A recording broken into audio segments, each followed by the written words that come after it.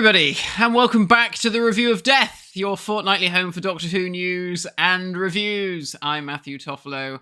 I'm joined, as always, by Billy Garratt-John. How are you doing, bud? I'm all right, thank you, mate. I don't know if anybody watches Mark Kermode's reviews, that you can immediately tell what he thinks about a movie from the tone of his voice from the start. That sigh, I think, spells it out. And yeah, we've got a lot to get through, haven't we?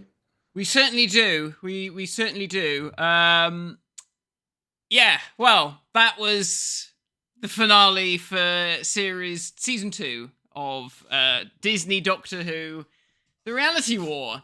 I think we sort of all went into it thinking, ooh, this is going to be a bit of an interesting one. There's a lot of stuff that has been left dangling, a lot of these threads that need to be cleared up,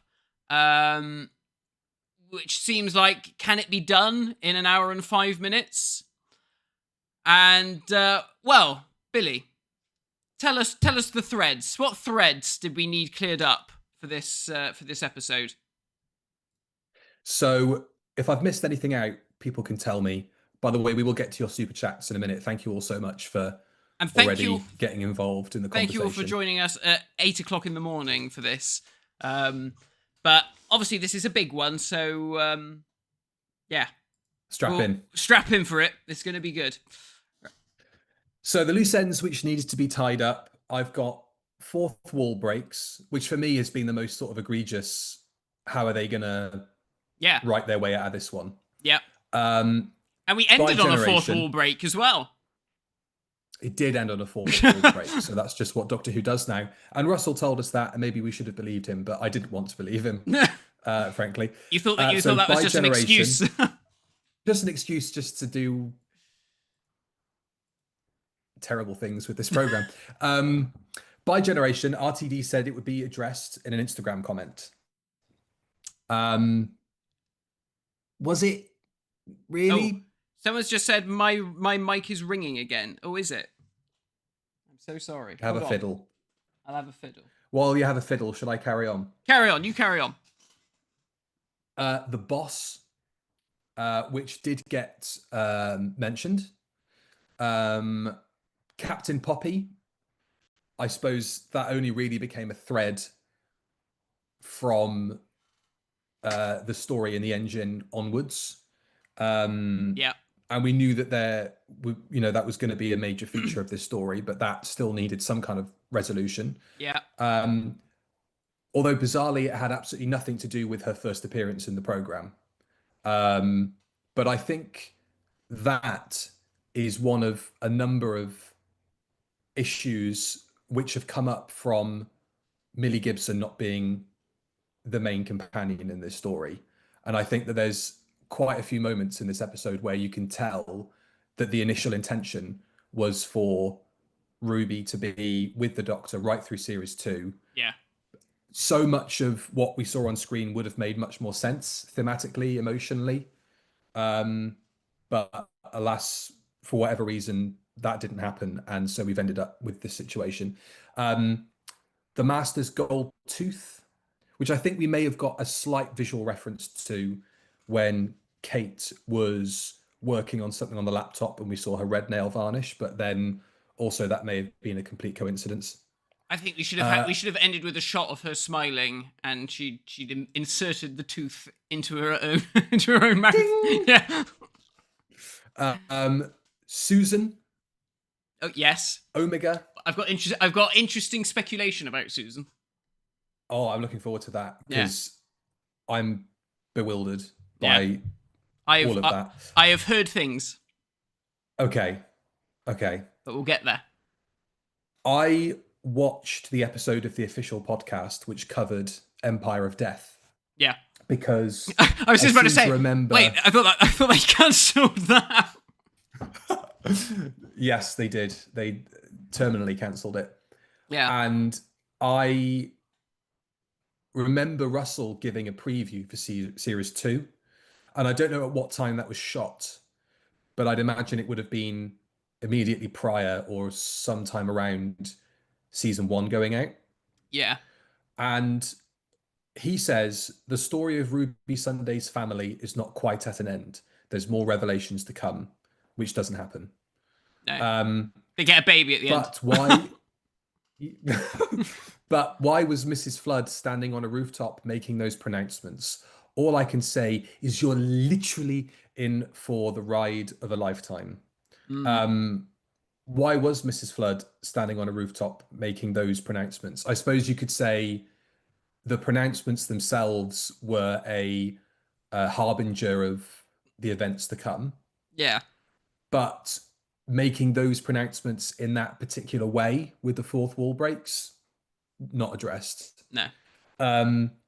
Resetting the universe / breaking out of Wish World, plus a possible regeneration and introducing a new Doctor, while also trying to leave the show on a positive note, given its future is more than a little bit up in the air at the moment. Yeah. So that was all I wanted, was just a couple of those ticked off. Yeah. And how many did we get? Well, Omega was in it. Sort of. By generation got a reference, but I don't know if it was supposed to be an explanation or if it was just more. Yeah. Waffle. I've got notes. I took very detailed. Like normally when we do these things, I sort of take just very loose notes, just like, oh, what was that? Blah blah blah. But for this one, I was pausing it and like, right, hang on a minute, I need to write this down. And it became more and more frenzied as I went on. We've had a ton of super chats from people. Yeah, let's get to those before we start. And we've had a lot of comments from other channels. Mr. TARDIS was in here a second ago. Oh yeah, we are at work right now, so unable to watch. But Godspeed to you both. Thank you. We're gonna need it. Right. Okay. Let's go with these super chats. So, D. Hunnable, thank you very much. Thank you, Matt and Billy, for entertaining us with your reviews this series. So much to be said about this episode. Continues the trend of poor New Who regeneration stories since Parting of the Ways. Yeah, I thought that this morning. I was like, man, they don't know how to do a regeneration story anymore. Or they almost do, but then some bullshit happens, like with Peter Capaldi's regeneration, where they were like, one I was thinking of there, yeah, it's like, oh well, we've got the perfect ending. Oh, but there's not going to be a Doctor Who Christmas special this year. Oh, go on, I'll just write some shit and, cock it up. What a shame. Mrs. Farrell's CSO Kitchen, superb name. Thank you very much. A great name. What do you make of Kate Lethbridge-Stewart's line, my father fought Omega back in the 1970s in regards to unit dating? Christ, I think the unit dating is the least of this episode. It's the least of our worries. Yeah. Oh, yeah. I mean... Well, if Sarah Jane is from 1980... Yeah. It could have been 1978. It could have been, late 70s. That's what I'll go for. Before you carry on with the other ones below that super chat, there's just one at the top which we missed from High Voltage. After that regeneration reveal, I'm done with Doctor Who for now. RTD needs to leave. I'm sure people will defend it for some reason, but this is a new low. Feel sorry for Ncuti. He had so much potential. Yeah. Totally. I'm sorry if I've missed any more, but I will do my best to go through them. You're right now. The next one's Joe. The next one's Joe. Oh, the next one I see is Laser Chains. Oh, let me have a look. Sorry, everybody. No, the next I've got on my list is Joe Owen. Thank you for the £5. Thank you. Bollocks, that was an absolutely foul bit of telly. I almost turned it off at several points. I can't wait for a good rodding to help ease the pain.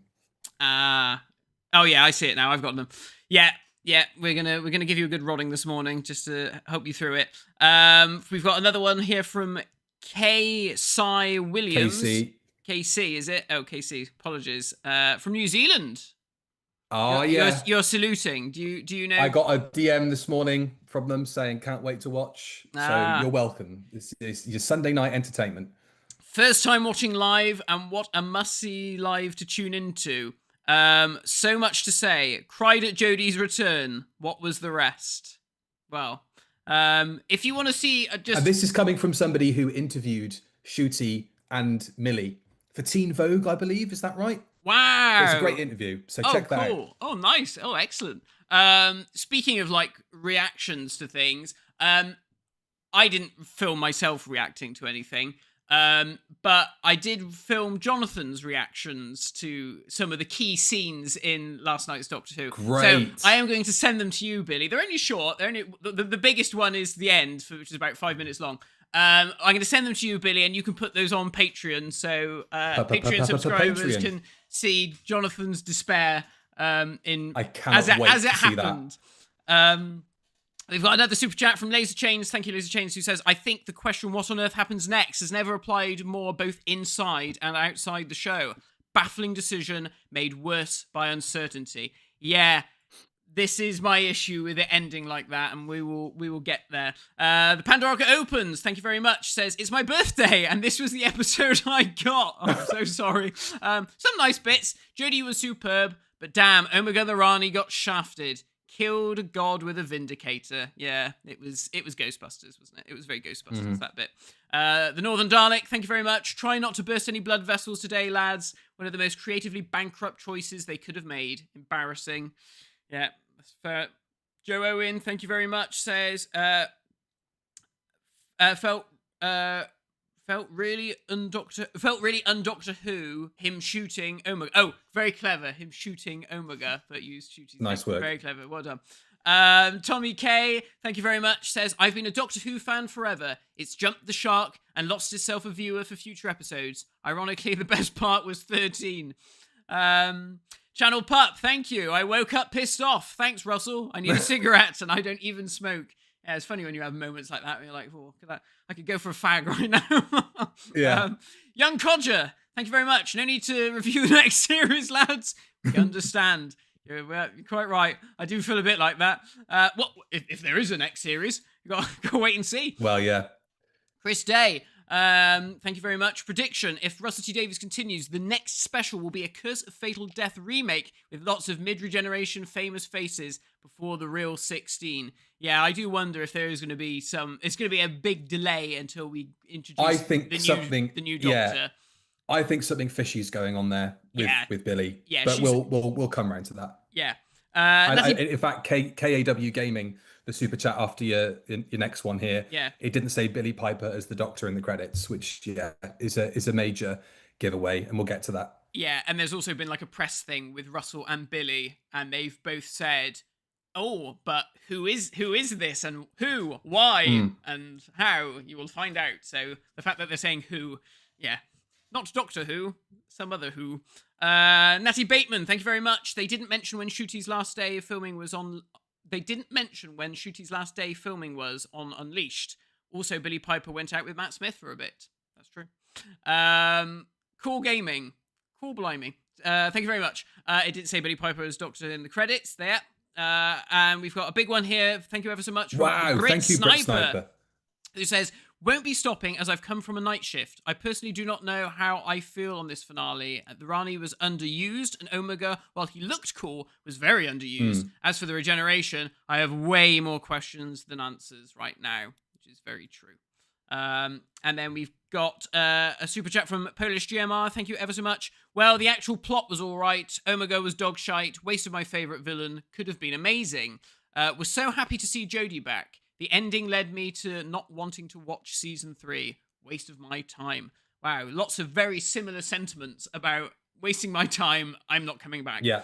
And then another super chat from That's Just Joe. Thank you ever so much. No way the last 10 to 15 minutes was planned. Well, again, I think that's something we'll be getting into in a moment. Well, thank you ever so much, everybody, for the super chats. Yes, thanks, everybody. That's incredibly kind of you all. Right then, shall we put you and ourselves out of our misery and talk about this old whippet shit? I wanted Tom Baker to come out. When the screen exploded, and I thought, oh my god, this is going to be like another meta thing. I wanted Tom Baker to just turn and go, why are you watching this whippet shit? and then it just and then it just ended. That was it. The credits come up. You in the cinema, you've paid 20 quid to watch this whippet shit. Fuck. Fucking hell. If only. It probably would have left the show in a better place, weirdly enough, doing that. Yeah. Elliot Thomas and Space Oddity, thank you for your super chats. We'll get to yours very quickly before we move on. My brain is tired of dragging my heart. Shooty deserved better. PX, Alex, if you're watching, my disappointment is keeping me awake. Happy 3 a.m. from the States. Oh, wow. Thank you. Yeehaw. And also Space Oddity. Last week, what I said about it, Billy, I still believe her when she said she didn't want to return to the show full time. And Beamed 19 episode felt like it dragged towards the end. Omega design wasn't great. Shooty didn't need to die, and the whole daughter aspect annoyed me. I'm allergic to bad episodes of Doctor Who. Excuse me. Right. Yeah, so we all. Thank you ever so much, everybody. let's start from the beginning. Thank you, everybody. My first note is I went in with good faith. I went in with good faith, but I was fucking nervous. I got to say, I don't think it was the same nerves you get from, Doctor Who's going to regenerate tonight. We're going to see a regeneration. There's going to be a new Doctor. And I think that nervous energy, in all honesty, doesn't help, because I don't know if it's just me. Other people may want to weigh in on this in the chat. But when you're watching a regeneration episode, and of course we didn't know for certain, but we had an idea that was what we were watching. Yeah. I'm just sort of waiting for the regeneration to happen. I feel like I'm sort of spinning my wheels waiting to get to it. And this episode, maybe it was masterful in its suspense, but they took a long time to get round to just doing the deed. They had a few false starts in getting it done. Yeah. But yeah, I mean, fuck, where do we even begin? I can't remember the point I was trying to make. I'm so lost in the weeds of disappointment. Well, shall I tell you when I knew it was going to be bad? Go. It was the moment the door appeared behind Shooty Gatwa's shoulder and Anita opened it up and was like, all right. And I was like, oh dear. It's going to be like this, is it? It's going to be everybody and their mother is going to pop up in this story. And like the Journey's End. Like the Journey's End, and like any of the sort of threat and the the tension that was built up in the last episode is just going to be completely demolished. And it was really. I mean, she turns up.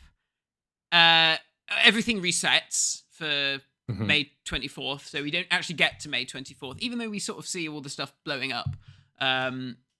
We don't get. Does that just happen at the end of every day? I guess that just happens at the end of every day. It just resets.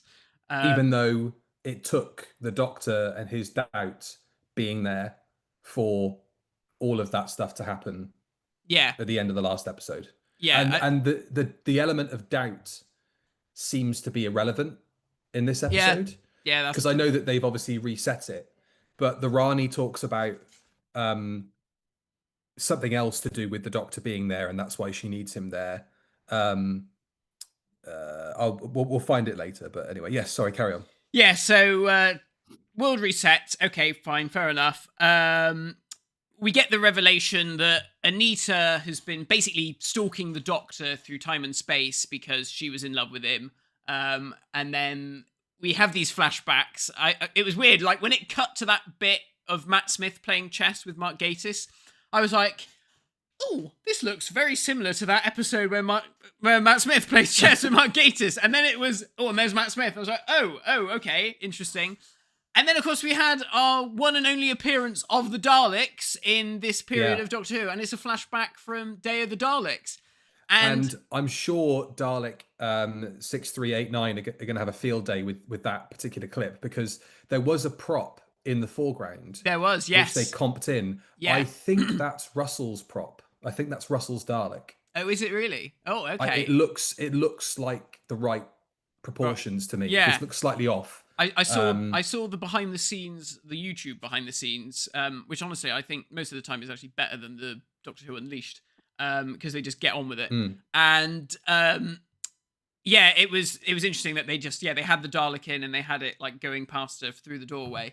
So it's funny, the Disney era Daleks have all been from Genesis of the Daleks, because the Children in Need skit was Genesis of the Daleks, or 70s Daleks, I should say. And I loved the fact that in that moment, and it made me laugh even more the second time round, it lingered on John Pertwee's poor face. Catatonic face. Yeah, like that. And I was like, yeah, that's how I feel, John, watching this. If you were here today, you'd say, "Good God, what have they done to this program that I What have they done to made this such a program? success?" And it was also Rogue was the other adventure that we saw. Yeah, I and need then to butt in on. yeah. So you're telling me they were living together for a year and they had their bloody girly nights in, and she didn't realize he was gay, and then she sees this and she's like, "Oh, I'm heartbroken." He never paid you any mind, love. You were friend zoned from the minute you started chatting. So I think that's fair to say. So that was just like, oh, okay, ridiculous, but fair enough. Shooty's pronunciation of Omega is all over the place. It's Matt Smith and Metebelis 3 all over again. Is it? Yeah, because both Ranis call him Omega. Shooty decides to call him Omega. And it's just like, oh, I know typically people don't say Omega. It is usually Omega. But you do sort of think, well, that just for the sake of continuity with the program and continuity with the other actors, could you just say it as Omega? That was the least of our problems, Matt. That was the that was a very small nitpick, but it got on my nerves, so I thought I'd jot it down. So Ruby and Belinda both wake up in a kind of Groundhog Day scenario, waking up on May the 23rd. Yeah. Again, the morning of. So the Rani, according to the Doctor, this was it, needs the same day to repeat over over again. So reality gets thinner so she can find Omega in the Underverse. But I thought that it was the doubt that she needed to rip reality apart to find Omega in the Underverse. So I'm not saying that those two things can't coexist as like an idea, but it does muddy the water quite a bit because you've got two explanations. It almost would have been better if, like, maybe the last episode, whatever that was called, Wish World, maybe that could have been more of like a Groundhog Day scenario, and maybe that could have been what the Doctor woke him up, rather than him getting a fucking bloody WhatsApp message from his boyfriend in the pits of hell. Maybe he could have done like the doctory thing and worked it out for himself, and perhaps been like, oh, hang on a minute, I feel like I'm living the same day over and over again because I'm a Time Lord and I can, sense these things. But I mean, I have to just put a quick shout out to Galactic Yo-Yo, who titled their episode of the review for Wish World as Jonathan Groff's laser tag health and safety briefing. Very good. It's fucking perfect, Molly. Excellent. So that's all very confused. I have to say, the episode had its moments. It did have a few moments that I liked. Overall, I think it's a mess. Yeah. But there were a couple of glimmers of positivity in there. Strutting little pompadour, that Rani calls the Doctor, I thought was great. Yeah, perfect. That's where it ends. That's the last thing I've got down here. So Anita says Poppy isn't real when she drops the Doctor off in her room. And here begins... Oh, yeah, this was so weird. Basically, the motivation of the story that will lead the Doctor to sacrificing himself at the end. Yeah. So watching it a second time round, knowing that was the thrust of why the Doctor unalives himself. I don't know. I mean, it's very classic new Doctor Who that like the Doctor sacrifices himself for one person because that one person is the most important person in the universe and all that kind of stuff. And I suppose you've got the additional weight with it being the Doctor's daughter, but also not the Doctor's daughter. And I think the whole Poppy thing is just hugely muddied by the fact that it was clearly Ruby who was supposed to be Mum. Yeah. Because the attachment that Belinda has to Poppy, I understand, because it's like, I didn't know I had a daughter, but now I know that I have a daughter or had a daughter. I must protect her at all costs. And I get the Doctor's motivation because he is a good person and he is the Doctor and he will always save and fight for, somebody's survival. But their relationship together and the kind Yeah. of forehead kissing and the "I'll come back for you" and the final scene where Poppy's playing with her little plastic pizza set. Mm. Um, it it it fails to account for a relationship, Yeah. be it platonic or otherwise, building between the Doctor and his Yeah. companion. And although they clearly get on and they're clearly best mates and they clearly have a great rapport, and the chemistry, besides the you know what's in the text between Ncuti and Varada Setu, is obviously fantastic. Yeah. It is very clear to me that this is an arc that emotionally between the two of them and their emotions between one another only works if you're seeing this through with the same character from season 1 through to the end of season 2. Yeah. And that, coupled with the fact that Varada Setu gets locked in a zero room for half the episode, Yeah. screams to me that that is one of this episode's biggest issues. And unfortunately, it seemed unavoidable because of whatever happened Mm. with Millie Gibson not coming back in the same capacity in series 2. Yeah. And also the reshoots. Yeah. Because I don't know for sure that the only reshoot they did was in the house, because clearly that the stuff that was for the final scene between Varada and Ncuti Yeah. with Captain Poppy, that was what was Reshot, wasn't being it? shot Yeah. recently. Yeah. Do you think maybe there's a possibility that all of the stuff with Varada, Belle in the TARDIS, talking about her boyfriend and talking about getting back for her daughter, do you think that might have been part of the reshoots too? I have heard that there was at least 5 days of reshoots. Okay.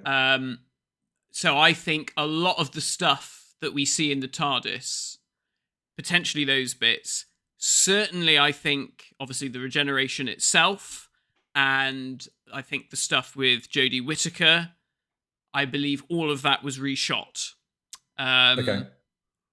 Yeah, but more on that later. We'll get to it. We'll get to it. But But yeah, what do you think about the the Ruby Bell? Yeah, it would have thing? made a lot more sense had it been Ruby, because like you said, the relationship, again, it wasn't, it's either way, it was still going to be weird to suddenly have the Doctor being like, oh, this is now the mother of my child. And this whole thing gets really weird later on when they're like planning on bloody little family days out and stuff, and you're like, whoa, what? It just felt mad, because it's like, well, there's no romance between you, and that side of things has never been explored, but now suddenly you've had to leave. You're co-parenting. Yeah, and it's weird, and they're playing happy families, and it's like, this just seems very odd. And I guess, to give it the benefit of the doubt, it's supposed to be weird, and it obviously weirds Ruby out, because Ruby is our eyes for that sort of scene later on, and you can tell she's a bit uncomfortable and feels like, oh well, I've missed out, and this is wrong. But it just felt strange, and it just makes me laugh that Belinda's character, in Conrad's wish, the idea is that women need to be at home in the kitchen looking after their babies. And Belinda ends up going from that sort of terrible world to her own reality, ends up becoming, I'm at home with a baby that I never actually had.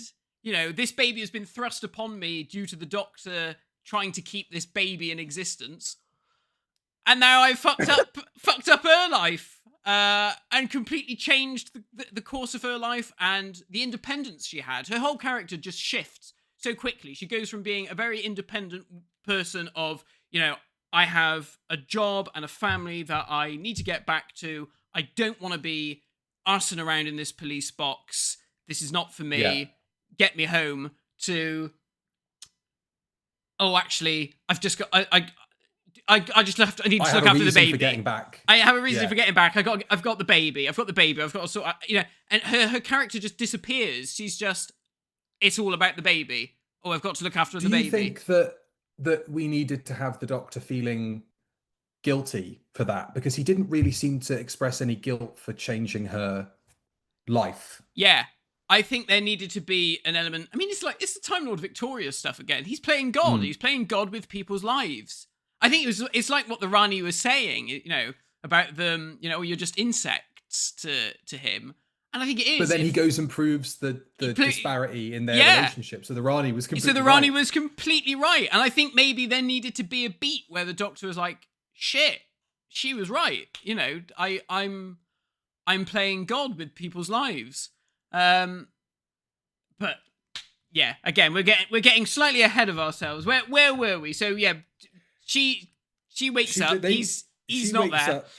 The Doctor's not there. Anita says Poppy isn't real when she drops the Doctor off in her room. How dare you? He says, yeah, that was I've hilarious. done shit tons of stuff, but this in suburban London is the most important thing ever. Yeah. Calm down, dear. Belle remembers everything when they get to the Time Hotel. Yeah. So that's all of that. Yeah, it's because it's like normal time, isn't it? Or real time, exactly. Or whatever they call it. And that whole real time, normal time thing, I thought was so funny because it's basically Anita just holds a door open for the next 50 minutes. Yeah. None of the female characters are really have much to do in this. No agency whatsoever. The Rani is basically just an exposition machine in both episodes, really. Yeah. She is there to just tell us exposition and she gets eaten. Anita is there to just turn up, open the door, keep the door open, and then at the end she's sort of like, can I think I need to shut the door now. My arm's getting tired, and I am a heavily pregnant woman, by the way. This is probably not good for me to be stood up for the last 45 minutes. And by the way, here's a reference to a story that you may never see in the future. Goodbye. Yeah. And we'll get to that as well. Who do we think the boss is? Yeah, I mean, it's just so desperate, so bad, so bad. So she remembers everything. Poppy's still around. They say she's their actual daughter. 15 strides into the unit insurance team office. I liked when he announced himself. The cup's dropped. That was good. That was final good. moment of doubt, kind of being broken. That's one of my positive notes. Nicholas Briggs pops out of his box into his cuck chair and starts talking about being the Vlinks. Yeah. I hate the way that everybody says the Vlinks as a full name. Yeah. Like Ruby says, what was that, the Vlinks? It's like, pardon? Reality is reasserting itself. Rose appears in the unit office because Conrad couldn't have possibly been able to imagine her being a trans woman. Yeah. But he is still also able to highlight his other sort of prejudices. Yeah. And given that we know what we know about his character, I would imagine Rose would have been at the top of his list. Yeah, this is it. Annie and I talked about this afterwards, and we were like, it probably would have been better if the Doctor was like, he just wanted you out of reality completely. Because that's a nice bit of commentary. Because that's basically trans erasure. That's exactly what people want, on that side. And then I said, she ends up turning up, and much like with Empire of Death, her character is just, I'm here for no other reason than to just sort of stand around, look pretty, and that's it. It's too many people there. It's so many people. So many people. And interchangeable as well. So I don't care. I don't know who's going to be there any given day. Yeah. Like, where's Morris gone? Yeah. And also the fact that, I don't need to necessarily have regulars die, especially if you're setting them up for a spin-off that's coming, which we'll get to in a minute, because that is one of the most poorly timed launches for a TV show ever. Yeah. I cannot believe that they went straight into, here is your new Doctor, into here's a trailer for a spin-off completely unrelated to what's coming in the future, with no guarantee the show's coming back. And also, maybe if Billy, we're really jumping the gun here, maybe if Billy Piper isn't playing the Doctor, regardless, what a publicity blitz moment that should be. Yeah. I haven't checked the Instagram for the last hour or something. Where is the promo shot introducing Billy Piper as ? You have to say who she is playing, but it does feel weirdly orchestrated, that whole thing. Like, why are we not focusing on the possible future, even if it's not being commissioned? The BBC would still make at least a special a year. Why aren't we at least starting to get that anticipation drummed up? It's really weird. It does feel like a bit of a lead balloon that like Hugely. It's just like, oh, okay. And I think, we always sort of talk about, wouldn't it be nice to have a surprise regeneration where we don't know who the next actor is going to be and all this kind of stuff. And I almost feel like maybe that doesn't really work, especially, particularly if you cast someone or I don't want to say cast someone because I would put money on Billie Piper as not the next Doctor. But when you do like a stunt, like a publicity stunt like this, and you get an old face back to do the regeneration, I don't feel like that works. Maybe had it have been an actually new actor actually playing the Doctor, then maybe it would have been a bit more like, oh, okay, there's a lot more excitement. But I think it's just left a lot more. Yeah, I think now it's just left more confusion. It's like, oh, okay, so what does all this mean? And not necessarily in a good way. Before we carry on, someone has just walked into the room who wants to give his 2 cents. Let me just cue up the music. It's Steptoe and Son. Here we go. Here he is. He has arrived. He's all in black. He's mourning. Let me have those headphones. Here you are. Take over. Right. Take the reins. Good morning, Billy. Johnny. Good morning, everybody How you doing, watching and listening. I'm okay, thank you. As you can see, I've dressed for the occasion in my mourning suit. We don't normally have funerals in the Catholic Church on a Sunday, but today is an exception, believe you me. So I'm going dressed like this in a half an hour's time. Look, I'm not going to say too much, because obviously you've got a big review to do today. I want to just say 2 things about last night's episode. The first thing is this.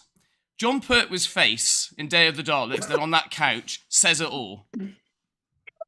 That's all I need to say. You look at his poor face, and oh God, what the fuck's happening? That's basically what he was suggesting, implying. That's the first thing. And the second thing is, the best bit of the episode for me was when Mrs. Flood-Rani picked up the time ring. Nice little nod there to Genesis of the Daleks. Nice design as well. A good. I'm not so sure on the design, but a good story at least. She picked it up and she fucked out of there. Good idea, because that's what I wanted to do. She had the right thing in her mind. Absolutely great. I loved that bit. Apart from that, well, Johnny, we've just been talking about it with Billie Piper, whether or not she's actually playing the new Doctor Who. Yeah, that was the least of this episode's problems.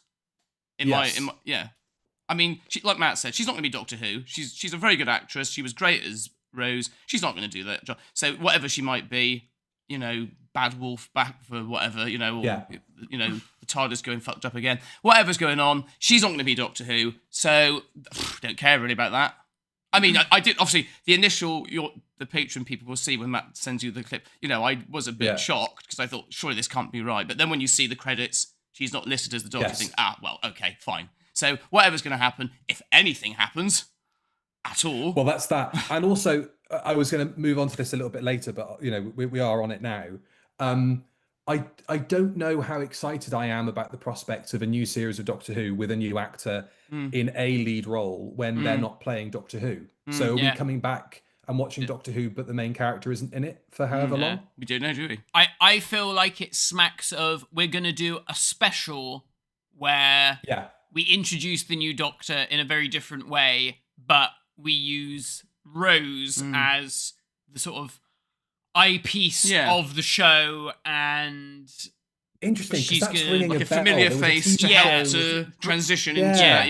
Yeah. That's really weird because I watched the TV show maybe 2 years ago, called Doctor Who, where they brought an old character back from the past to be a bridge between one era of the program and the next. And it feels weird that Doctor Who would copy Doctor Who in that way. Yeah. Do you know what I mean? Yeah. I mean, this is it. I think this would have been less of an issue had they have not have just done it a few years prior.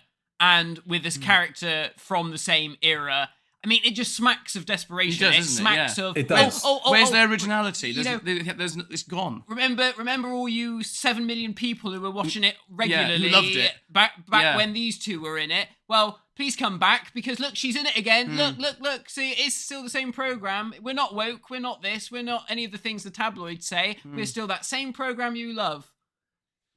No, no, you're not. No, you're not. No. And poor old It's such a Omega shame. as well. What? How the fuck of a Yeah. character, hey? You know. Yeah. I don't think it was as bad as Sutek, and I guess as well. We'll probably get Well, onto it he later. didn't have any but, like, screen time. 2 yeah, seconds, he didn't was have any gone. screen time at all, and also it's not like I don't feel that they've ruined the character in the same way that Sutek felt sort of sullied by it. And I actually really liked the design of Omega. Did you? even Did though- you? I was didn't. it was it Nick Briggs doing the voice? It was Nick It sounded Briggs, like yeah. Nick. Yeah. I liked it, but it's exactly the same thing. Yeah. Like how Sutek was attached to the TARDIS, and over the course of however many centuries he was traveling around, he ascended to godhood. Yeah. Omega has been in the underworld and has ascended to legend Titan status. Yeah. It is exactly the same story. Yeah. And it's just like Mrs. Flood is exactly the same mystery as Susan Twist. Yeah. And now we've ended the series with a familiar face from 2005, 2006 coming back to play the Doctor to bridge the gap before we get the new Doctor. It is so mindlessly reductive. Yeah. It's actually shocking, I think, Yeah. that I don't mean to be hyperbolic, but this is the Review of Death, the Doctor Who podcast, that a writer of Russell's ability could not see that, like, when you lay it out like that, we are doing the same thing over and over and over again for the last 3 years. We're not looking to the future. He obviously thinks it works. Doesn't Well, he? tell the viewing figures. Tell Disney. Well, you know? but he probably doesn't care about that. No. I don't think he gives. Well, who knows? But Yeah. I don't think. It's It's a bewildering. bit. It's like Ouroboros, isn't it? Really, it is just Doctor Who has become the snake, sort of eating his own tail, and Yeah. we're just doomed to repeat the same mistakes. You know, it's quite. Yeah. I think we said earlier in the podcast a few episodes ago, we were talking about how the big joke was like back in the 80s of how it became too self-referential, Yeah. and new people just couldn't get into it. We are literally in the same place because people don't know who Omega is. People don't know who the Rani is. It's just, it doesn't explain the show. They just think, oh, we'll just plaster a flashback over the top. There are a lot of those. God. Yeah, there Insane, There wasn't there it? were 11 flashbacks Ugh. in this episode. I counted them up. Yeah, but it just feels like nothing is explained or set up in a way to introduce it to a new audience. It just feels like you're being told, oh yeah, this person is from the past and they're important. You go with it. And it's like, And, well, that's like, just not the way to do That's it. fine. That's fine if their whole thing is, well, we'll have the Tales of the TARDIS and we'll have the back catalogue on iPlayer that people can access. But that's like a sliver of their worldwide reach. There's no way to access any of that material unless you've got the physical media. If you're in New Zealand or if you're in any other country, you can't access classic Doctor Who in that same way. Yeah. It's bewildering. I'm sort of at a loss for how to explain how we've got to this point. Like It's nuts. I mean, like, just it's like the antithesis of what we expected from Russell. it really is. It really is. It doesn't feel fresh. It doesn't feel new. It's 2005 Doctor Who done now, and that doesn't work anymore. Yeah, it's But with it's- all the things that 2005 Doctor Who was good at, Yeah. not referencing the past, yeah, stripped away and just force fed into the program. It just doesn't. it's crazy. read. It's I understand that there is obviously an element of like, oh well, this is a very old program and it's got a rich history and this, that, and the other, and it does, and obviously we can never take that away from the program. But I do think that at times Doctor Who does need a proper fresh start. It needs to have those moments where I can be a viewer coming into this with no knowledge of Preconceptions. Unit. Yeah. any of those people, preconceptions, You're right, Johnny. It's the optics as much as the detail and the actual text, isn't it? and it feels like somewhere at the BBC or Bad Wolf or somewhere,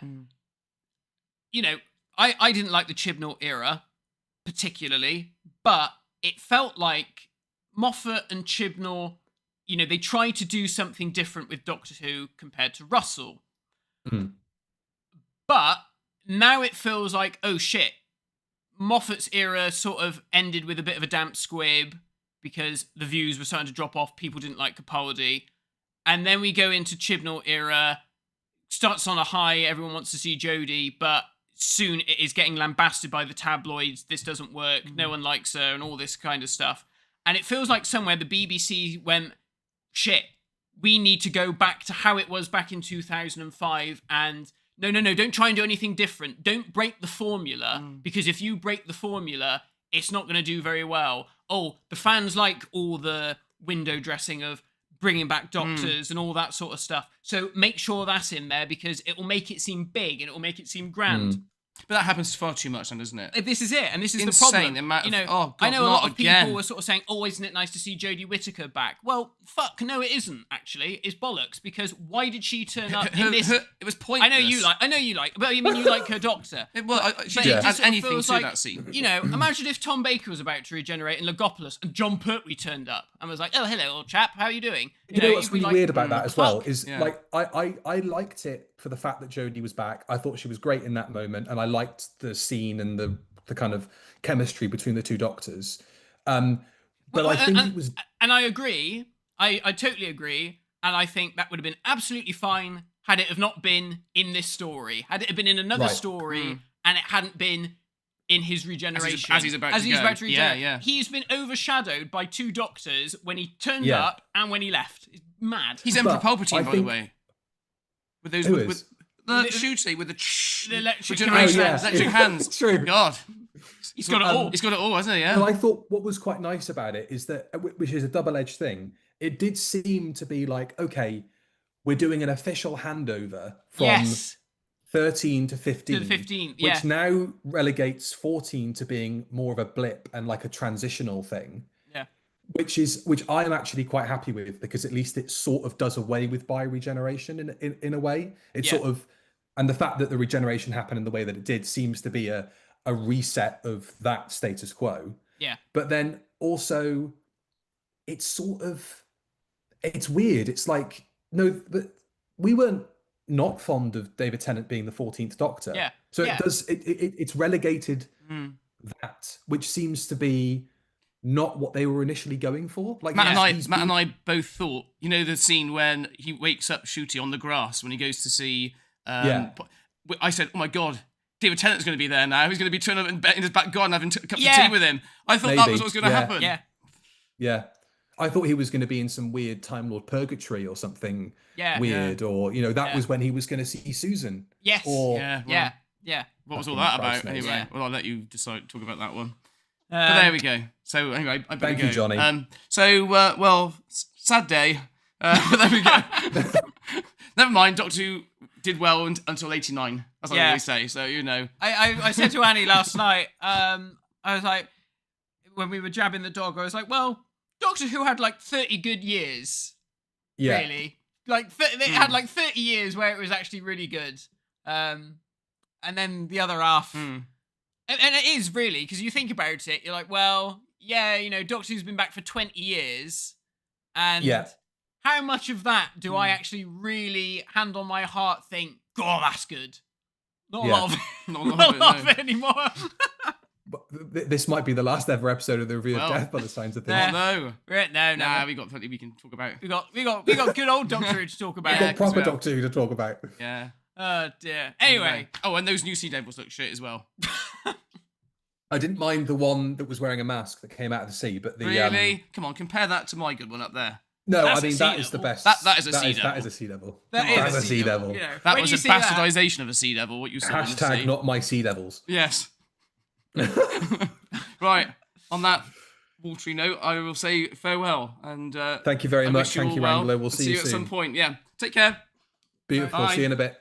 Sure, before And we get as was previewed, of course, patreon.com/the Review of Death, you'll be able to see Johnny's in the moment Yes. reaction to what was going on in the reality war. before we carry on, shall we we've had a few more super chats. We've had quite a few more super chats. Shall we just crack Yeah, into yeah. those? So we've had one from Jeremy Duncan saying, oh God, Susan is the boss, isn't she? I'm so done. I don't think so. I'm going to tell you what I think the boss is later on. Right, we've had another one from Polish GMR who says, there probably was time for everyone to do something in the script, just spent so much time on the endings, the actual plot was lost in the shuffle. Yeah, that's true. We've got one from Will who says, oh, my computer has just gone mad, and oh no, I've lost everything. Hang on. Hold on, I've got. Who was next? Was it Will? Was it? Here we go. I'm back now. Yeah, watched in cinemas, great fun, and was only when I saw the internet reaction I felt meh. Omega was wasted. Love 13 cameo and that end. Wow, didn't think they would do that. Be interesting to see how it goes. Polish GMR. I didn't mind the Doctor emotional motivation for regeneration. I just don't know how mechanically it functions. Like, does he suddenly go Super Saiyan to save the day? Could he always do that? Odd Teeth. I don't think I've ever left an episode as angry and confused as this one. Not even the Timeless Children. Jodie was a nice surprise though. Fire Pro Fits 27. Alex from the US here. Howdy. Shout out to Elliot after I told him about this meltdown. Can I add, I was able to math out that Billy filmed her stuff in March after cancelling a convention. Also love how the Disney Plus thumb was from a cut scene. Yeah. Interesting. Yeah. Weird that like you would know if you're in the press team sending out the material, that scene isn't in the episode. Yeah. Yeah, I wonder if they just thought, oh well, maybe if we can just say, oh, it's a red herring. But I think maybe, but it's. I mean, you could get. I mean, I'm not going to say you're going to get done for it, but it is misrepresenting the content of the story. Yeah, and I think when we already kind of know, there's so many rumors and speculations going around that there were reshoots, there were difficulties behind the scenes, and things changed later on. You're like, oh, you don't really want to be fueling that fire by saying, here is a scene that you are not going to see in the episode. It just seems weird. I think someone probably just fucked up big time. I agree. The Beamed 19, Billy is the Valiard. Interesting. Lee New, Shooty referencing season 3 on Graham Norton. Yeah, so it does seem to have been a very, very quick decision to do all of this stuff. I think it was probably very much sign on for the first 2 series. Had Disney have turned around right after season 1 and said, okay, we're recommissioning you, we would have at least had a 3rd year with Shooty. But I think because it all got delayed and Shooty was probably thinking, shit, other than doing Importance of Being Earnest, I'm not really working and I don't know when this program's going to come back. I can't turn down work just on the off chance that Doctor Who might start filming again in a year's time. So, I mean, fair play to him for leaving, because I feel like absolutely he needs to keep hold of his career and he needs to look after himself. So, good on you. And we always said at the start, he was in a position in his career where his star was rising. It wasn't that Doctor Who kickstarted it. He was already, becoming a very prominent face in film and TV. By virtue of the stuff that he was in and around the time that Doctor Who was going on. And so, unfortunately, this just seems to be a symptom of getting an actor in who is on that sort of career trajectory. This is it. And I think, I just hope that being in Doctor Who doesn't balls it up for him. I don't want it to be, I'm sure he'll be fine. Hope so. I'm certain he'll be fine. I mean, he's already probably doing stuff now.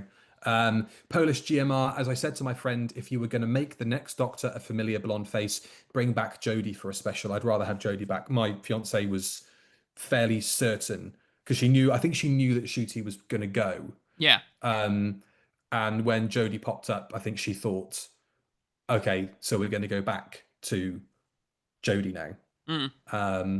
James Dominguez, thank you for the $30.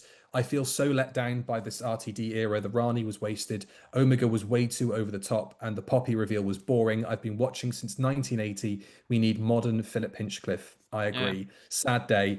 And this last super chat before we get back to the episode. The Valiard 92, thank you very much for the £5. Say what you want about the stupid, dodgy Sutek. At least he was in character. This which is true. Undermined everything interesting about Omega.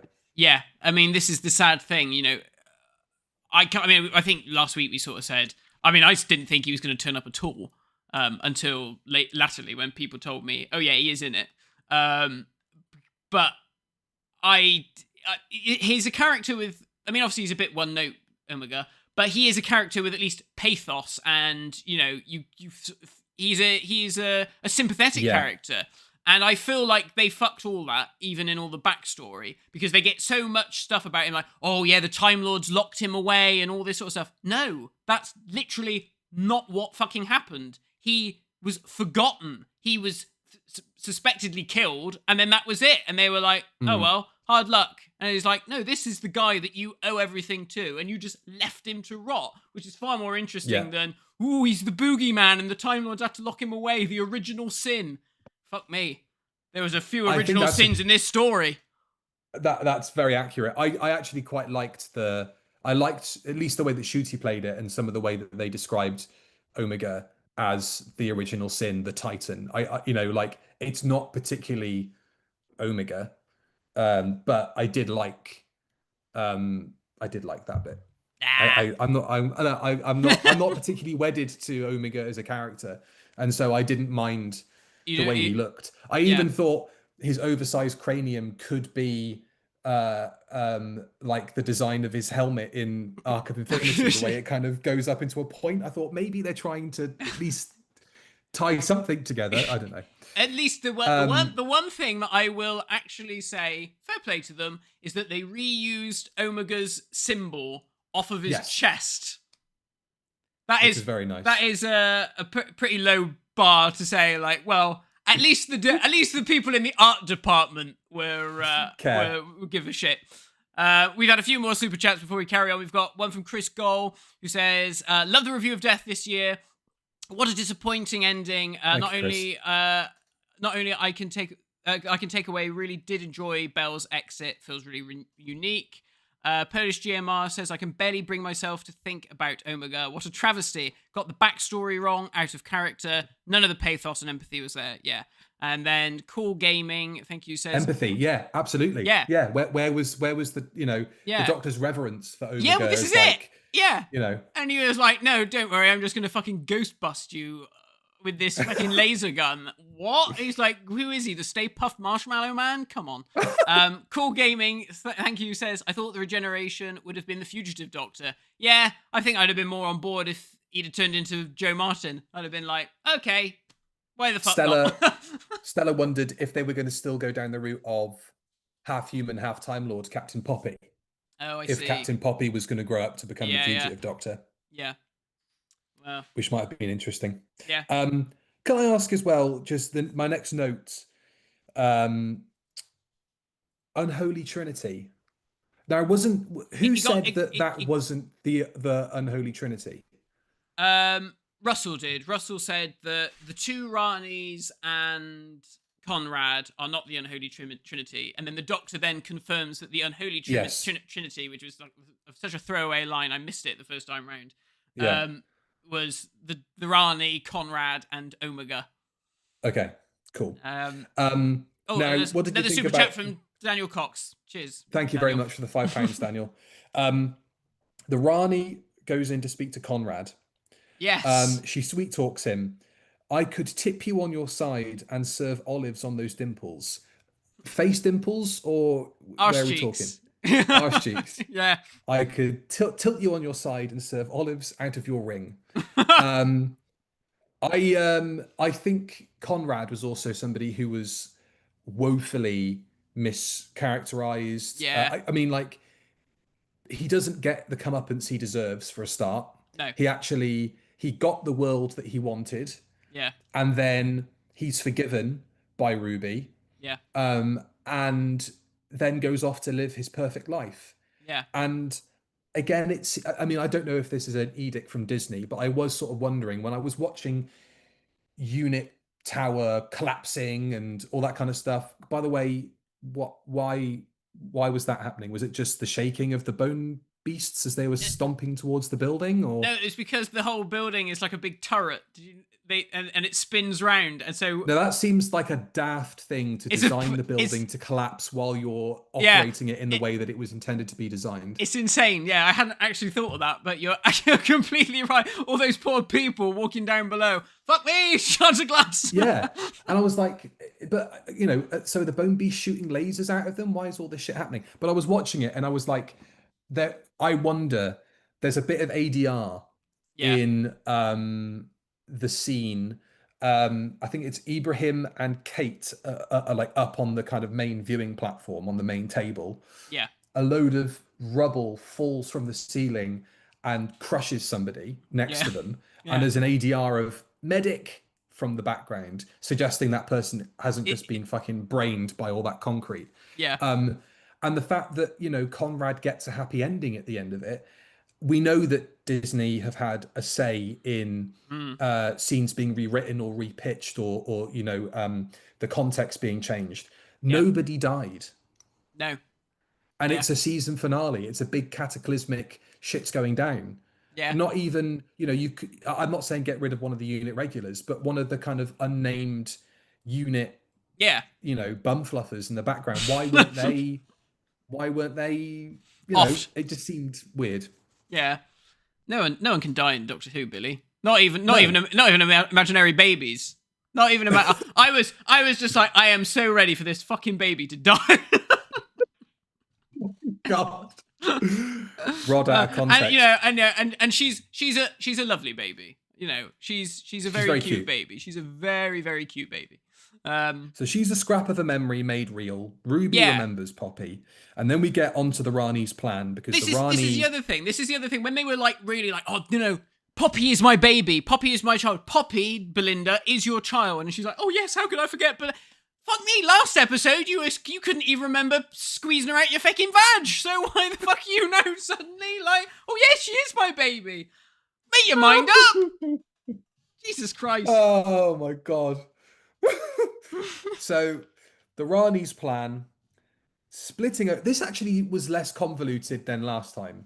Because we got another explanation for what her plan is. Splitting open the universe to find Omega in the Underverse and using him as a gene bank so the Rani can resurrect the Time Lords. Somebody says, I think it's Mel, maybe, why can't you guys do that? The Rani says, we're not going to shag each other because, let me tell you, love, he doesn't fancy me. I'm not his type. And then we get the reveal that Time Lords are sterile. Yeah, this whole thing felt very confused because obviously it feels like they're trying to tie the stuff that happened with Chibnall and the Master killing all the Time Lords, whatever the fuck that was about, and they're trying to do something with that and trying to make some sort of sense with it. But I just got more confused with it because I was like, wait, so hang on. Did the Master detonate a bomb that just killed all the Time Lords, which is what I thought happened as per Chibnall? Or did the Master detonate a bomb that sterilized the Time Lords and they just all died out because they couldn't fuck anymore? Because initially it seemed like they were like, when they said, we're sterile, I was like, oh my God, they're going down the looms route. And I was like, okay, fine. Yes. Sure, okay, if that's what they want to do, that's what they want to do. But then when they tied it into the genetic whatever, the genetic bomb or whatever they described it as, it was like, oh, wait, so this isn't like a long-term thing. This only happened sort of recently? You've only recently been sterile? You've been sterile since Peter Capaldi bumped into you and then the Master offed you? What? It's very weird, very odd. I can't make sense of it. If someone can make sense of it for me, I don't think anyone can. I don't think Russell can, to be honest. Russell, drop me a DM. I'll give you a phone number and you can call in. So the Rani says Poppy is contaminated because her mum is human, which elicited the sort of noise that you'd hear from your racist family member over Christmas saying something about get rid of him. Fuck, this scene went on and on and on. It was one of a couple of scenes which just felt like padding. Yeah, it was super padded. It was just a lot of people just stood in a room with two people talking to each other, and then just a lot of other people just watching and just being like, Fucking shoot her. yeah, it is. Obviously, we haven't mentioned Mel. Mel came back. Mel comes back. She gets on her motorbike, takes her helmet off. She's had a newer hairdo for between scenes. Looks great.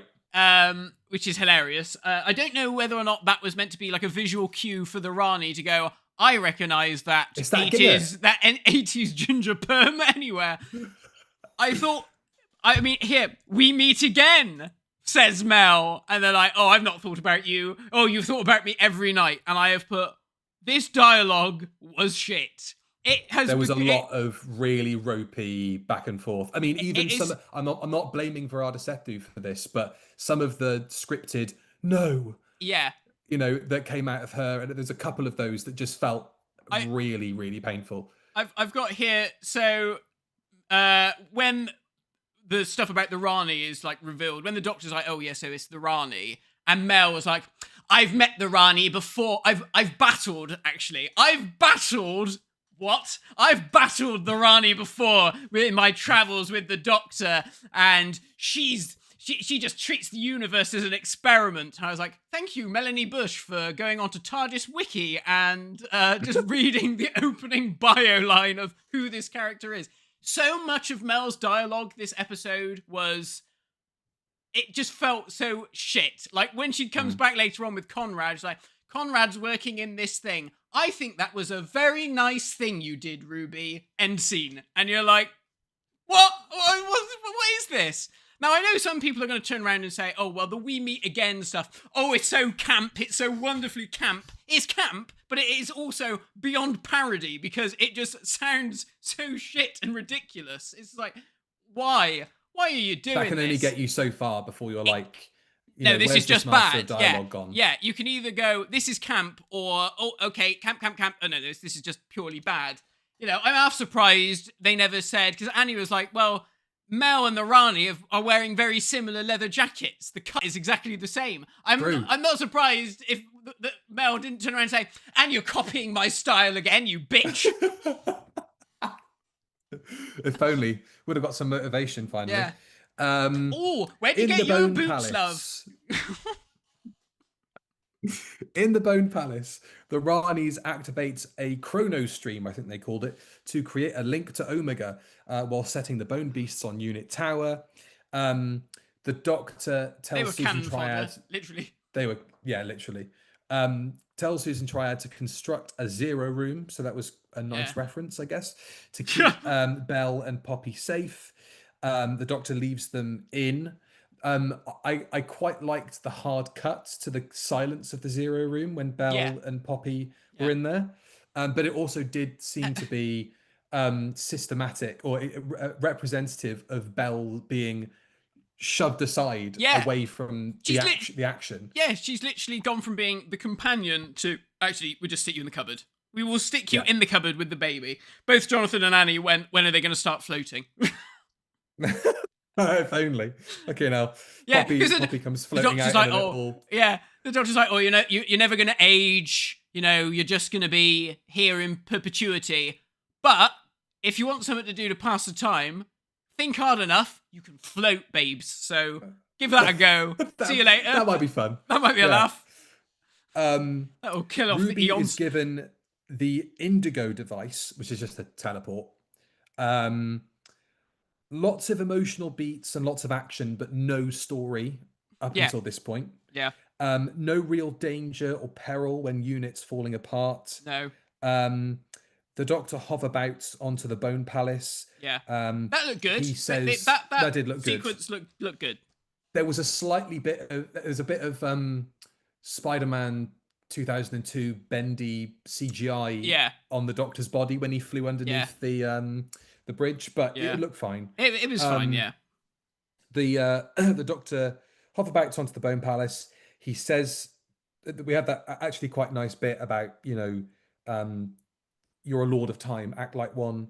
The Doctor says he wants to see Omega, so the Ranis summon him. And I thought actually the cross-cutting between the door opening and Ruby and Conrad having their confrontation did build up a nice amount of suspense.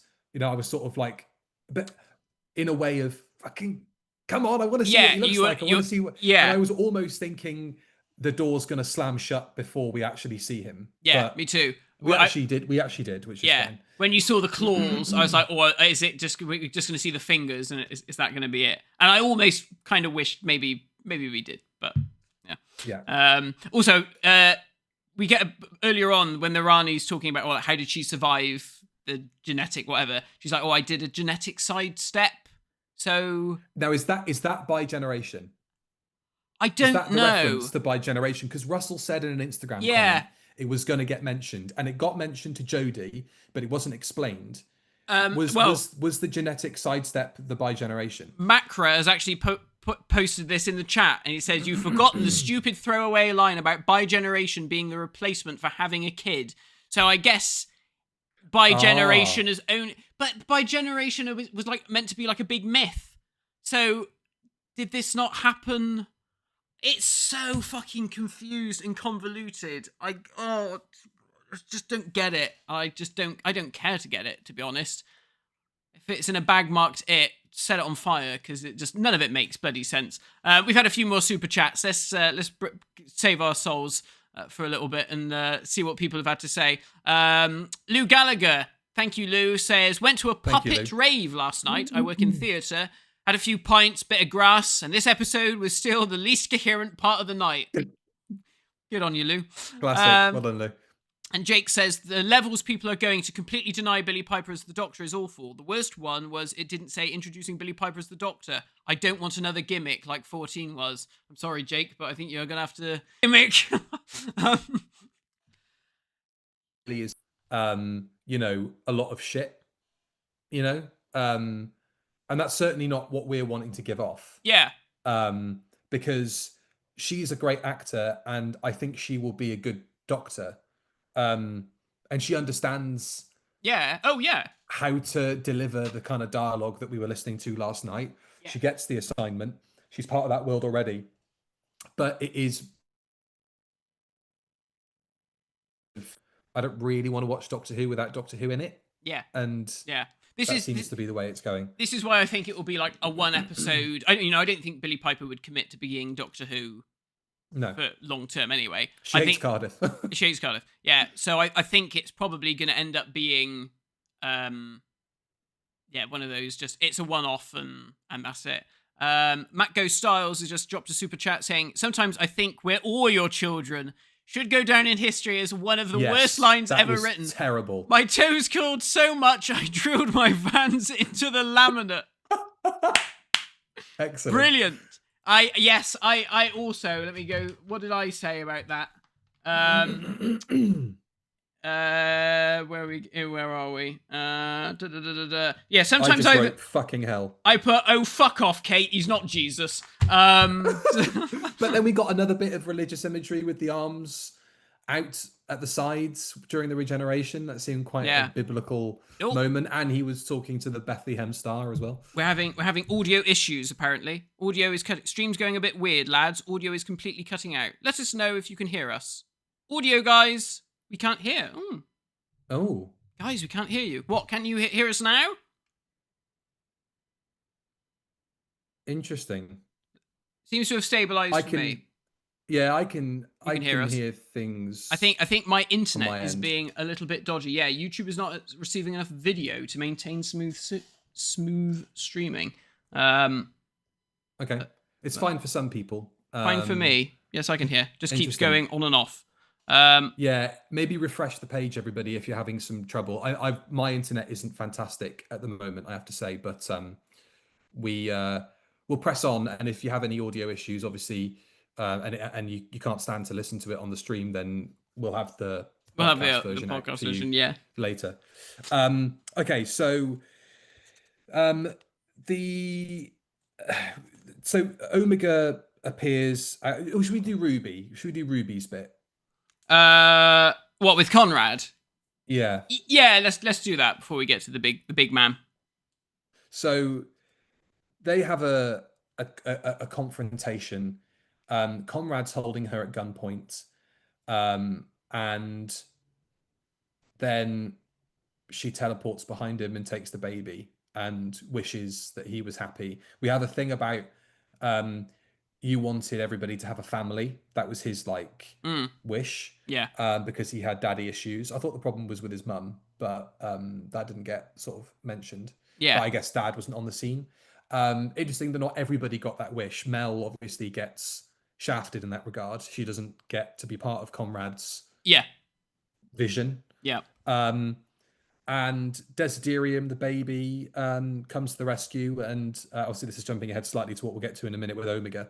But yeah, Conrad gets made happy, and the wish world is dispelled. Yeah, I was kind of disappointed that bit, her sort of like forgiving Conrad, got cut in between the Omega stuff, because that felt like it could have been such a good, powerful moment between her and him, that then having to keep cutting between the Doctor fighting a CGI monster, it was like, oh, I almost kind of wish we could have just had that moment for this scene to breathe on its own, with just her sort of saying like, you know, I forgive you, you're a shit guy, but yeah, you know, you know, your parents fuck you up, and that's clearly what's happened with you.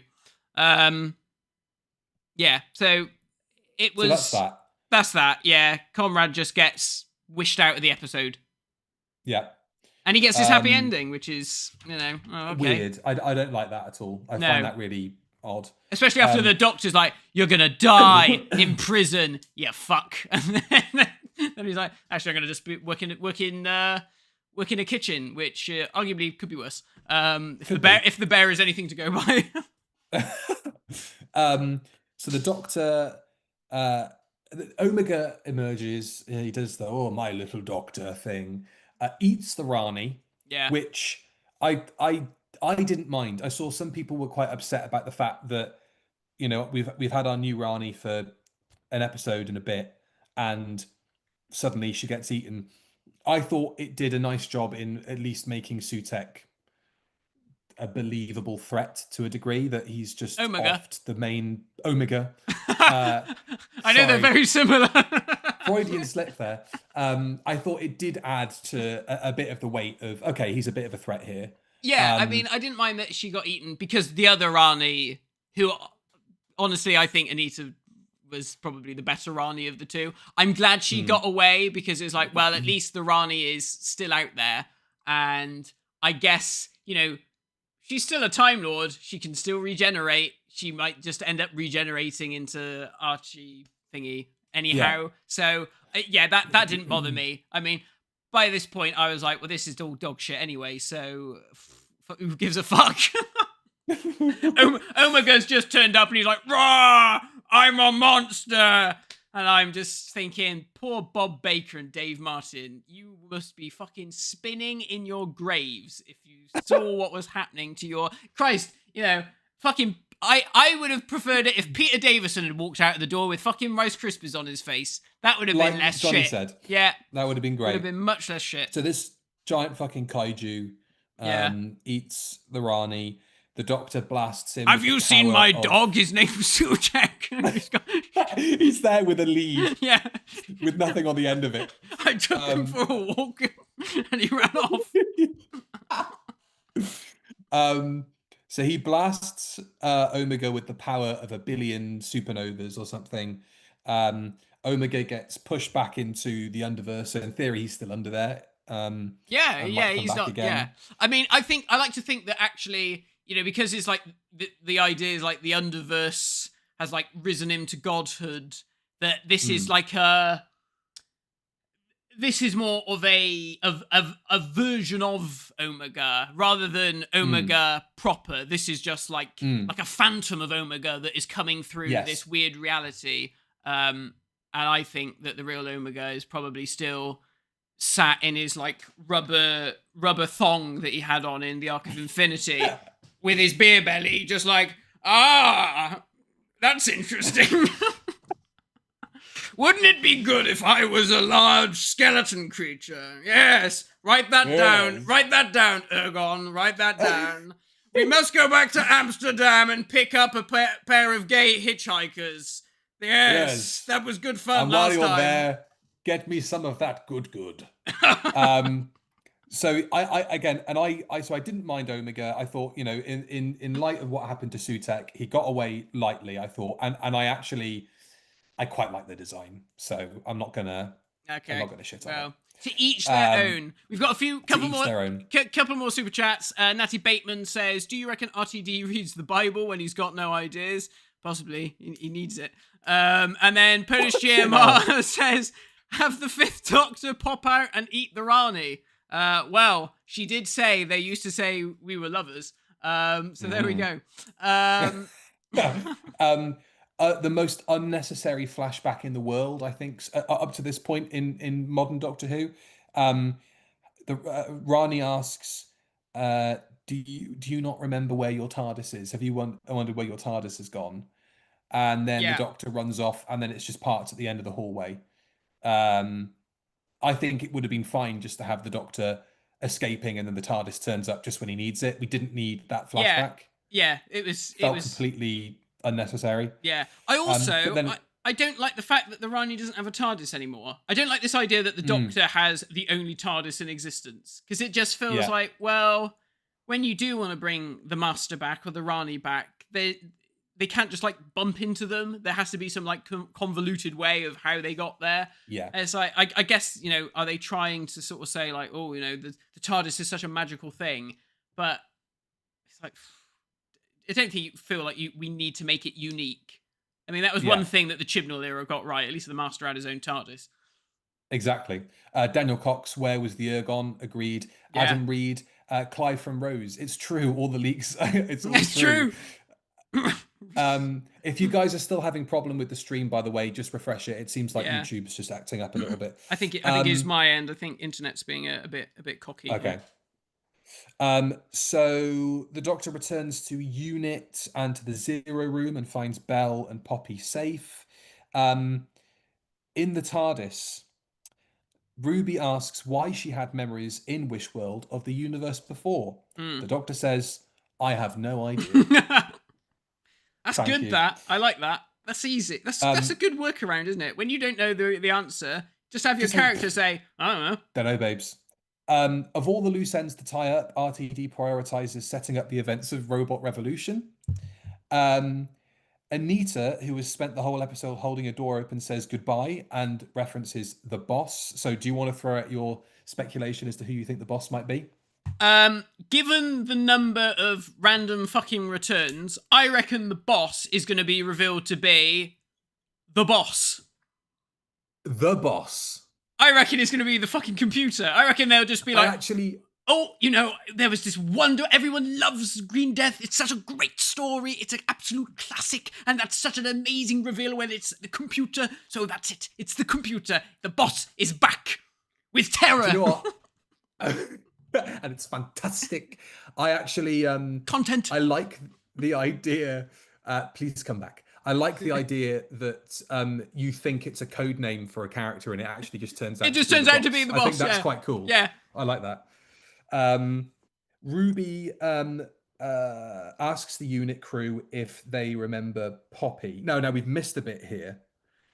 So the stuff with the TARDIS.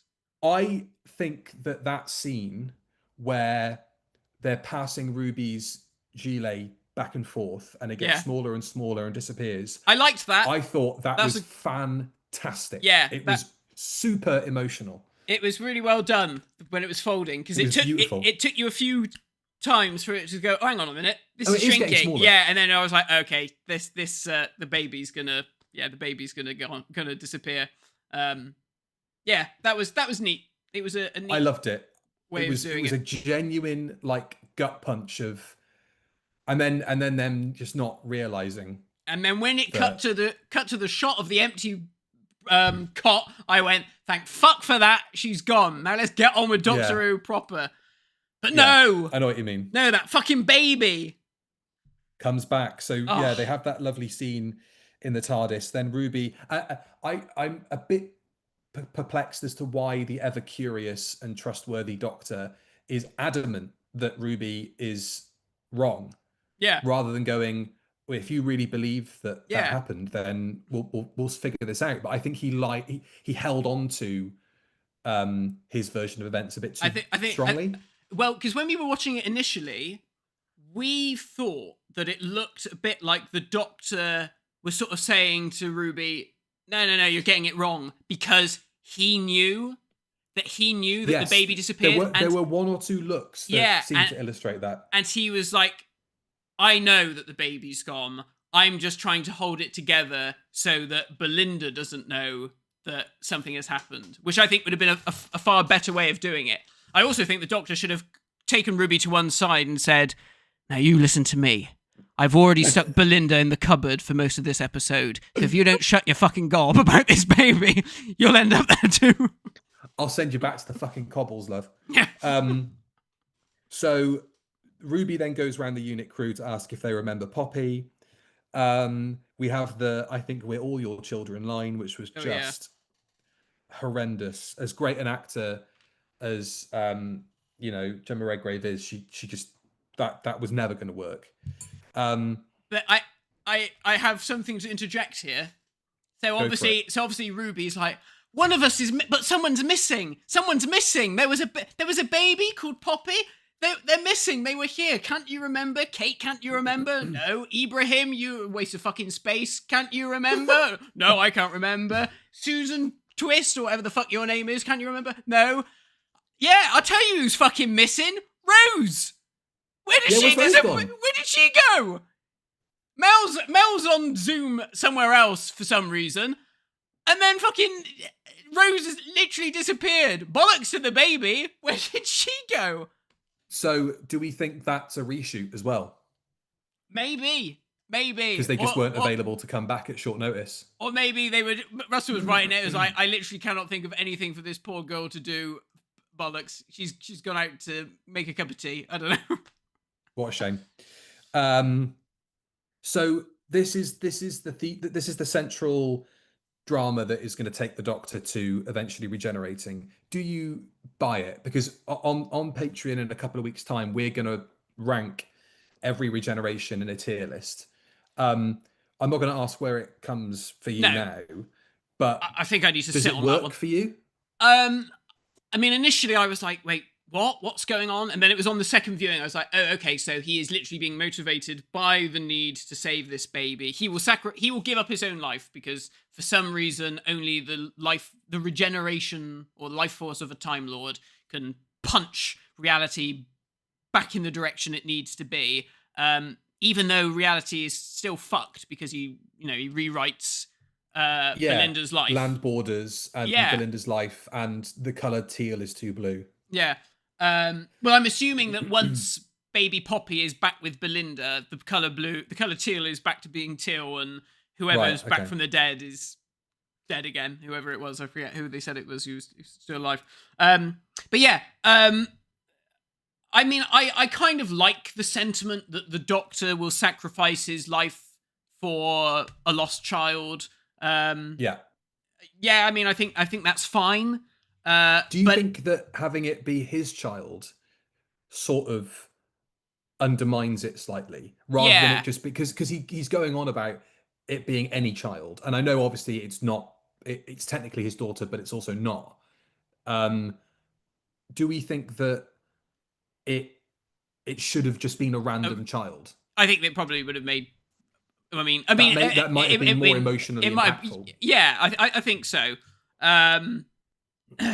Yeah, I've put here, so Ruby and Belle convinced the Doctor to find the Phantom Baby because he saved all the other lost babies. Ruby and Belle sort of... Oh yeah, so Belle! So we have the flashbacks, don't we? We have the flashback to Ruby being like, you saved me as a baby, falling from the sky. Yeah. And Belle's like, you sort of saved me as a baby. You were there, weren't you? And we get the image of him holding the baby, which we all thought was weird in Robot Revolution. Then we get another. Makes sense now. But he's in a weird costume. He's in his Story in the Engine costume. No, it's his Robot Revolution outfit. Oh yes, sorry, yes, you're right. Yeah. But then we get another flashback, which is kind of a flashback, but not one that we've seen before, where he rescues her from getting hit by a car. Yeah, which seems like something that was cut from episode 1, and it's like, well, don't put it in this and cut it from episode 1. That's mental. It just felt like, wait, when did that happen? I had a real But moment of like, they're what? clearly playing for time Yeah, because of how messed up the reshoot situation was Yeah. for them. Yeah. They're obviously just, filling. Yeah. So the Doctor goes back to the TARDIS. I did like the way Shooty played that because, he didn't need to say anything, Yeah. but you just got the impression, I know what I've got to do. Yeah. And even up to that point, I still didn't really know for sure if he was gone because I know obviously we were messaging Yeah. ahead of the episode going out, Yeah. and I was, he does seem to be going, is what you said, Yeah. from what you'd heard, Yeah. but I wasn't entirely sure.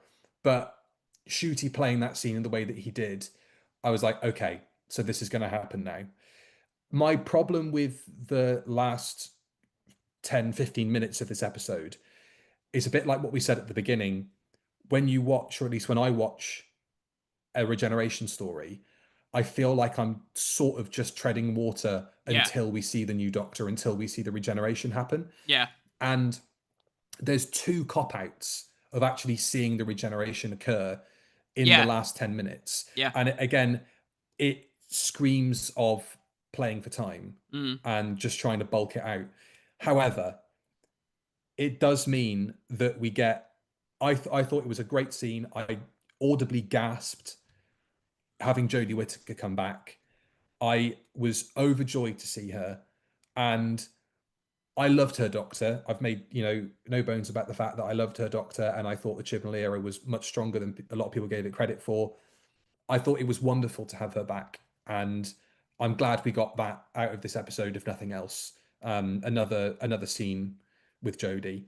As for what they were talking about, I mean, it does feel nice that we had a proper scene between official Doctors. I guess this kind of relegates 14 to more of a sort of cameo half Doctor role than we expected, which I'm not sure how I feel about that, but I do like that they both got a moment together to do a kind of handover, basically, almost to make up for the 60th. I see what you mean. I mean, I did like the Shooty's Doctor's remark about, I'm surprised the other one didn't turn up in relation to David Tennant. That was nice. I thought Murray's score for when she came in, it's like really synthy and weird. The kind of Akinola thing, which was nice. Yeah, it was really cool. And it felt sort of very doctory. I liked it. It felt very sci-fi and fun.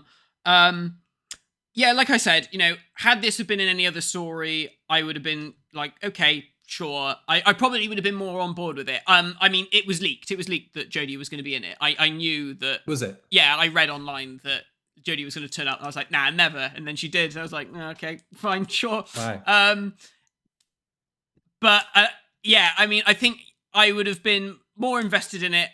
Obviously, I was never a fan of her Doctor per se, so obviously it was never going to hit me in the feels, as they say.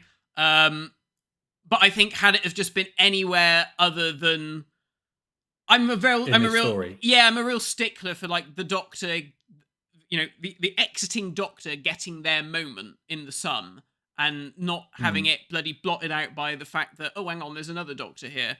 And I feel like it just kind of smacks of, look at this nice thing. You want to see something cool? Here's the Doctor's meeting. Yay, don't worry about all the shit that's been going on, which has literally been dog shit, but we'll sprinkle some glitter on it and, that'll distract you. Yeah. It does feel like, rattling like a baby. He's like, look at this nice thing. We'll rattle this thing for you. You won't get bored. Look at this. So it to me, it just smacked of like, oh, okay. You're just trying to make it seem more special than the script is really, really dealing us. I've also heard, now I could be completely wrong, but I would put money on this being the case. So Susan, obviously I was literally waiting for ages for when the fuck is Susan going to turn up.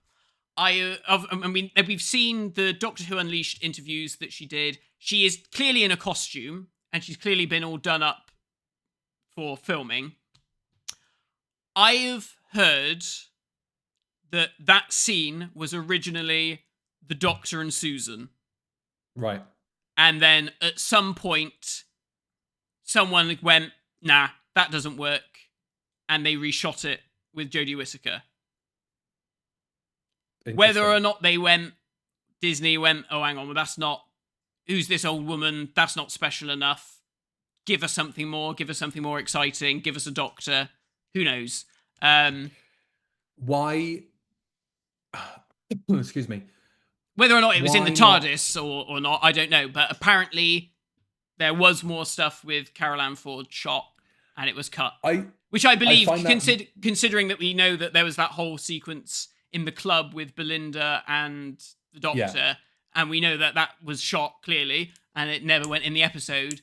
I would not be surprised if they didn't do something with Carol Ann Ford.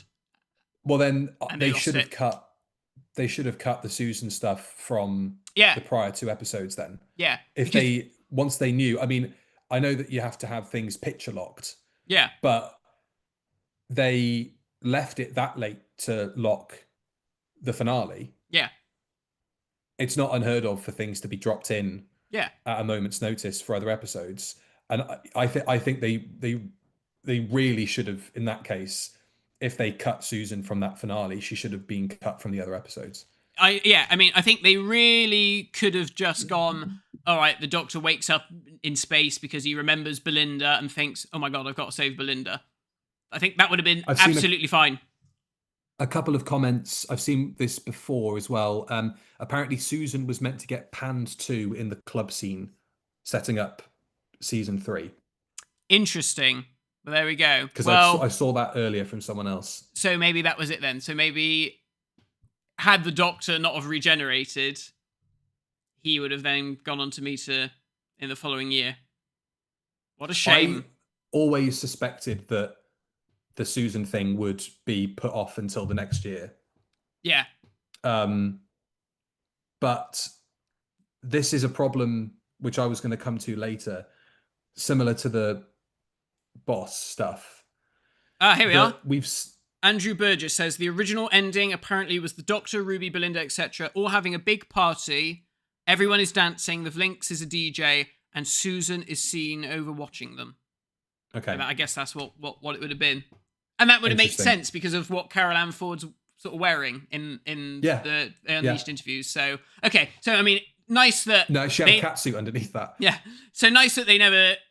I'm glad we've had that clarification because as far as I was concerned, it was like, oh, did the Doctor and her have a scene? Have we lost something? Yeah. So okay, I'm glad that it's nothing. It wasn't in depth an as equivalent that. to the Jodie scene. Yeah. Conversation wise, that was my concern. I was like, oh, that sounds shit. But my problem with that, with Susan generally, if they were going to tag that onto series 3, season 3, and the boss, and all the other threads that we came into this episode hoping we're going to get clarified, is we know that things are going to be either not referenced, not rounded up, or if they are, it's going to be done in a really cack-handed, I don't know, Ruby, why that was. Yeah. So we'll just move on from there kind of way. Which, going into the next special or the next series with Billie Piper in a lead role in the show, it makes it really difficult to get invested in it and be excited for it because there's absolutely no guarantee that any of the points they've raised or the plots that they've built on are going to be examined, let alone answered. Yeah. And I think that this is a problem with, it speaks to a wider issue with the creative team on the program and thinking that, a storyline or a story arc is let's reference this nebulous thing and then come back to it next year and tell you what it is. Yeah. Without actually planting seeds or letting the audience deduce points that have been led through the program. Yeah. I think that's a wider issue. But it makes it very difficult to get invested in the idea of Susan coming back or in anything. Yeah. Bad Wolf, Rose, Doctor, Rose, whatever. Yeah. It just makes it really hard to be excited or interested about it. Yeah, totally. And I think, had they have had a moment like was meant to be shot and we saw Susan watching from the sidelines or something, at least it would have been like, oh, okay, well, there is still some Planning on doing intent. this. There's still some intent there. But the fact that obviously that was cut for obvious reasons, as it now appears to be, it just feels like one of those weird loose ends. It was like, well, what was the point in all of that? So, yeah, I don't know. The whole thing's a bloody mess, isn't it, really? Where were we? Doctor Who. So we've got the He wakes regeneration up. to come here. So the Doctor wakes up in the garden. Yeah, I thought, goes into the I don't know if I house. mentioned this, but I thought when the glass shattered, I thought that was a very interesting effect Yes. to use, because I was like, oh my God, we're going to thought get a we meta were gonna thing. Be in the meta thing, and I'd read a leak on Reddit, which obviously turned out to be nonsense unless there was stuff reshot. Yeah. That the fans were going to be at the Doctor's side when he regenerated. Right. And so I thought that he was going to stand up and they were going to be in the garden of the flat that they Yes. visited in Lux. Yeah. And they'd all be stood there. Yeah. So it was a very interesting decision. I'd like to know if that's in the script or not. I mean, it's going to be a long time before we see that script because obviously it changed so much. But I'd like to know if that was a scripted call or if that was down to the director. So the Doctor wakes up, goes into Belle's house. Poppy's there. We find out about her boyfriend. We have all of these things cut in, which we've maybe deduced that was part of the reshoot as well. Yeah. Which actually worked really well if it was a sort of last minute thing to get all of that stuff back together again. And has worked. Do you think maybe even the TARDIS stuff for the earlier episodes was part of those reshoots? I don't know. Do you know what? Because that's worked quite nicely otherwise, Yeah, I just so happens that all those conversations happened in the TARDIS. When I was watching it last night and we see the first cut back to her in Robot Revolution where she's like, you need to get me home, the moment that we see in all the trailers, I watched it and I thought, her hair looks different. Her hair doesn't look the same as it did in that initial Robot Revolution episode. So I do wonder if these bits were literally just reshoot things, because that would have taken a day, wouldn't it? Because it was literally get in this costume, do that line, right? We're going to reset, get makeup, costume. Okay. That could have been bit. 2 days depending on how much they needed done to them. And I think the main problem would have been Shooty's hair. Yeah. And I thought it was interesting that in the Lux segment, we're looking over his shoulder, but we don't really see his hairline. Yes. Yeah.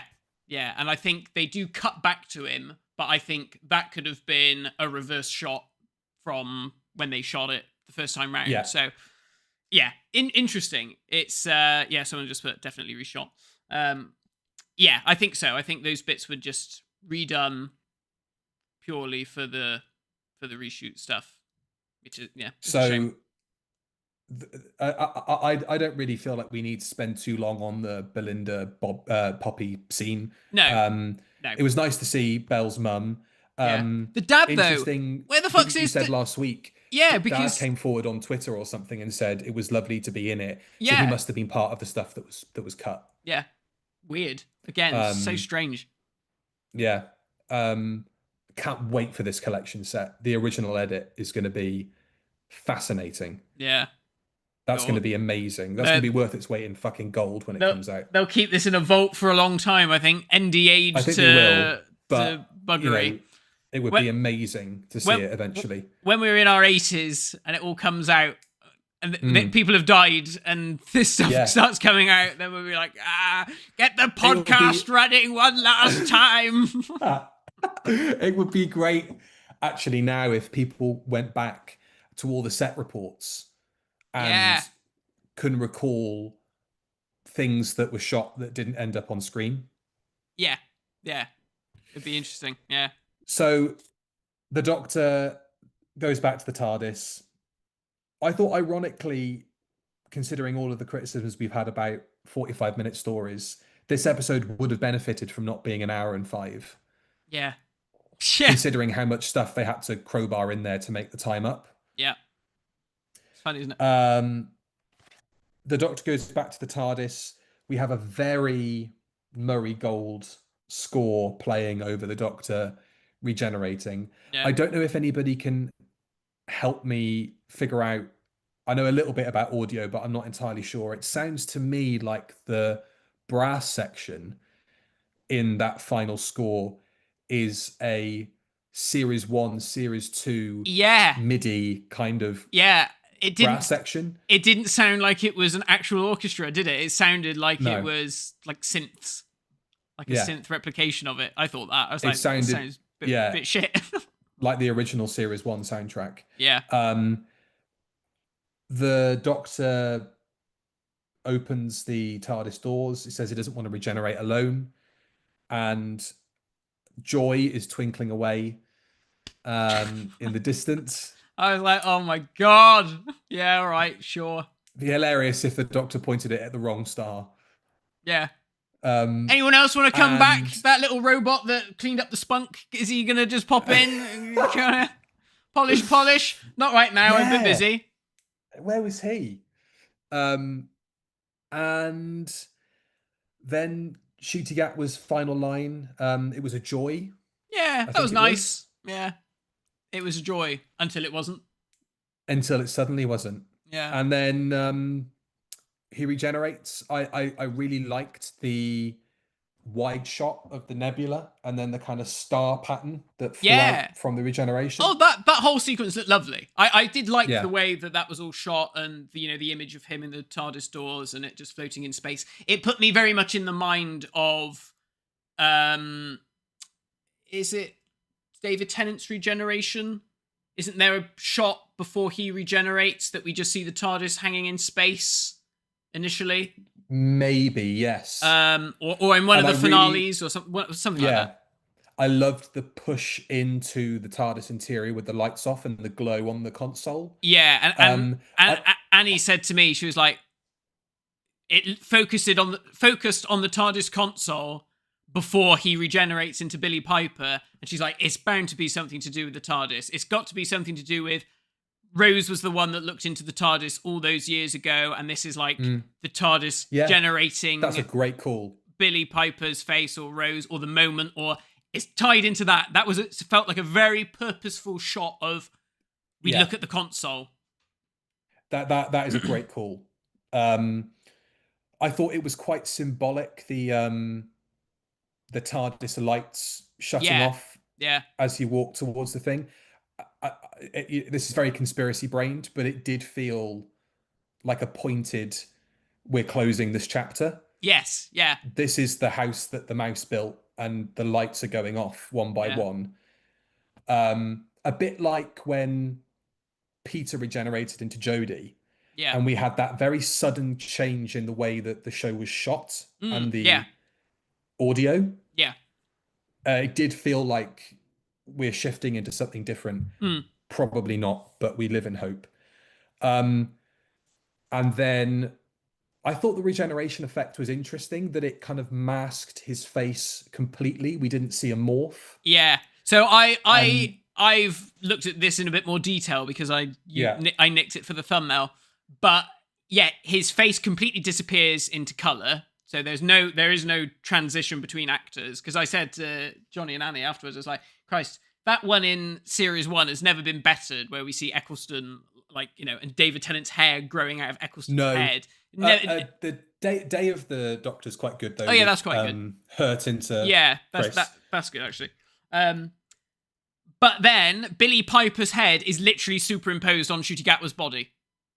Really? Yes, it is clearly still his big hefty shoulders and his big thick, much darker skinned neck.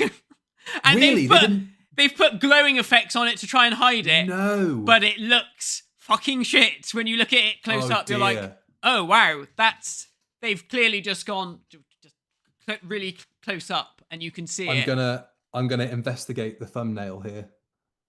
Oh dear. Right, yeah. You can see it. Okay. And I've seen a few people say, oh, hang on a minute, that looks a bit jank. So unless that is again, I wonder if it's going to be something like the Billy Piper's character is going to step out of the regeneration energy and the Doctor is going to be there like that, Left like behind. mid that's cool. regeneration, and there's something's gone wrong with the regeneration, and the TARDIS is going to try and fix it for him. Yeah.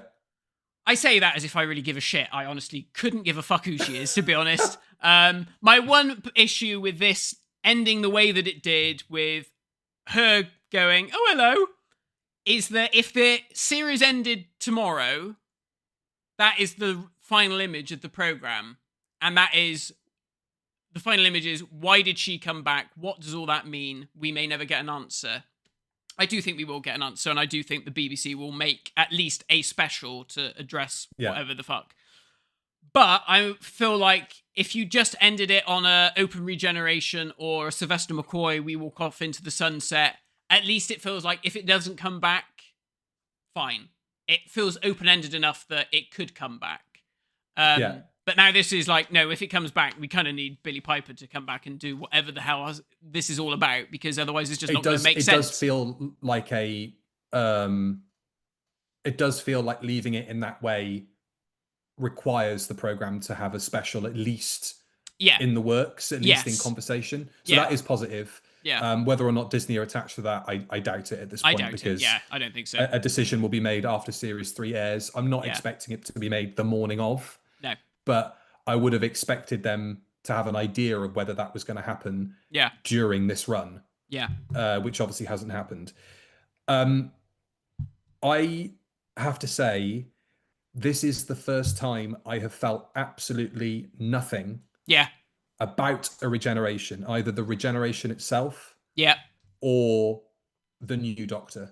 Yeah, because normally you leave with that tingle of excitement, like, ooh, what are they going to be like? And this just left me with like, oh, so they did do that. And it's just another publicity stunt like the David Tennant thing. At least with the David Tennant, I think I would be more on board with this if they hadn't have done David Tennant the other year. Had this have been, Jodie becomes Shooty, and then this happens, I'd have been, as I was with David Tennant, like, oh, what does it mean? What the fuck? But I don't feel like that. I just feel like, oh, we're doing this again. Before we continue any further... go on, go. Read some super chats. I really need a wee. Okay, I'll go for it. All right, let's have a look. Let's see how far back these go from memory. Thank you very much, everybody, for your super chats. It's been really, really cool doing these live streams. We've really enjoyed them. We'll probably do more. That doesn't mean like every episode that you'll get from now on will be a live episode, but it's quite possible that we'll try and do it at least once a month or once every 2 months. So Matt Go Styles, thank you for the £5.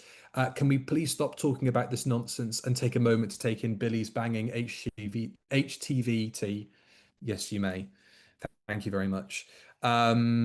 Macra, thank you for the £25, and thank you for your moderating as well, not just on the live streams for this series, but overall. I couldn't care less about Poppy, even if I tried. This era was a mess and plagued by behind-the-scenes issues, which obviously destroyed any plans they had.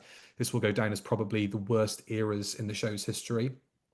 It's difficult to say. Overall, as a whole, possibly, but I do think that week to week we have had some of the best like episodes and like run and succession of episodes.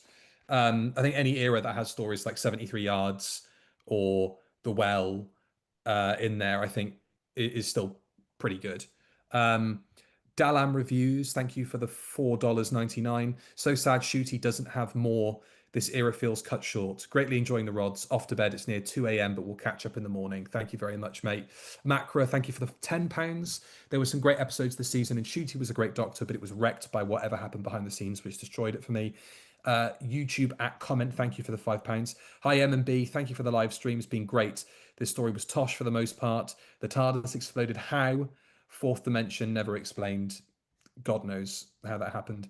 The Valiard 92, thank you for the £5. Polish wasn't there because you can't polish a turd. Very good stuff. And Prison Boss, thank you very much for the £10. This episode started well, then skydived fast. RTD just seems to give up when the plan changes and writes half-baked, nonsensical rubbish now. Shooty, Verada, Millie, all deserved better. Yeah, it's incredibly disappointing for all of them. Oh, Alex Cole, super chat. The Alex Cole. The Alex Cole of Doctor Who Companion Academy. Hello, Alex. Thank you very much for the $9.99. Good way. I've just got to the last one. That was very Oh well god, timed. good timing. Good work, lads. Never did I think back in 2021 that RTD, who so expertly rid the show of cat badges, flim flam, and nonsense back in the day, would put out an episode like this. Production trouble palpable. Absolutely, you can feel it. Yeah, That was like Austin Powers. That was. You know What that was? bit in Austin Powers when he wakes up from cryogenic suspension and then he can't stop pissing. That was. That was that one. Didn't think I was ever going to stop. Charlie Ashby, thank you for the $4.99. Do we think we're going to get a confirmation about the future with Disney soon or after the unit Shape of Water spin-off airs? I think it's more likely to happen before that. Yeah, if it happens at all. Yeah, I think what they'll do is they'll announce there's a new Doctor Who special coming out with Billy Piper. Oh yeah, by the way, Disney aren't involved. Yeah. And that'll be it. And then it will be this special will bridge the gap until we quickly work out what the fuck we're going to do. Whether that is we're finding another streamer to try and help fund the program, whether we're just going to keep making it ourselves. Yeah. Doctor Who needs to wake up and embrace the audience it was made for. Most fans were enchanted as kids. Every golden era has had kids at its heart. Thank you, James Carter. For the £5. That's just Joe has also just posted. Shooty's leaving speech has just been posted on the Unit HQ set, so that'll be interesting to watch after the fact. Right, let's have a quick look. Speaking about Shooty's leaving speech. Did you watch the one that they posted on the YouTube channel where he's like being interviewed? Yes, and he talks about it, and he's like, "Oh, I've been wonderful working with Verada and Millie and all this sort of stuff." And he's sort of thanking everybody. He doesn't thank Russell T Davies or Jane Tranter or Julie Gardner or Disney or that's interesting. Interesting. Interesting let's omission. have a look at the. Let's have a look at Blue Sky first. Where all the miserable people live. Where all the miserable bits are, and see what they thought this episode. Nate Walker, not to sound too doom and gloom, but I think it's the worst episode of Doctor Who ever made. Not to sound too doom and gloom. Yeah. Never before has the show been this creatively bankrupt and needlessly confusing. Locking Belinda in a cupboard was a massive insult. And no Susan, very worried about the show's future. Orange Dog, seemed like Belinda's character was completely erased and didn't come back, didn't like that at all. Reese Dell, I knew something was up when we had 20 minutes left and Omega was banished and the Ranis were gone. Yeah. Fucking bonkers. Slightly sad that Shooty is gone. So happy to see the lovely 13th Doctor. However, my head has been thrown a loop with that person showing up at the very, very end. Yeah. Grumpy Dalek, I didn't think it was that bad. For the most part, it actually balanced most of it quite well. Omega was wasted and Susan didn't appear, which I called, but not really that bad. But Billy Piper, Joe Martin and Richard E. Grant are right there if you want a surprise return. Jonathan Roberts, with a point that I didn't bring up earlier, the one genuine high point was the two Ronnies joke. Yeah, that's great. That was I liked great. that. Yeah. Ace. Yeah. And let's have a quick look on Instagram as well, and see what people thought over there. Loads and loads of comments. I think this is probably the most number of comments we've had from people who want to weigh in and tell us what they thought of the episode. JR 1991 Doctor Who photography. I loved it. Unit in action. Kate and Ibrahim kiss. So shocked to see 15 actually going, but very emotional. Wish he had longer in the part, but that regeneration, I was shocked, but also excited to see where this will go. Jack Bennett, I adored it. Genuinely would struggle to criticize this one.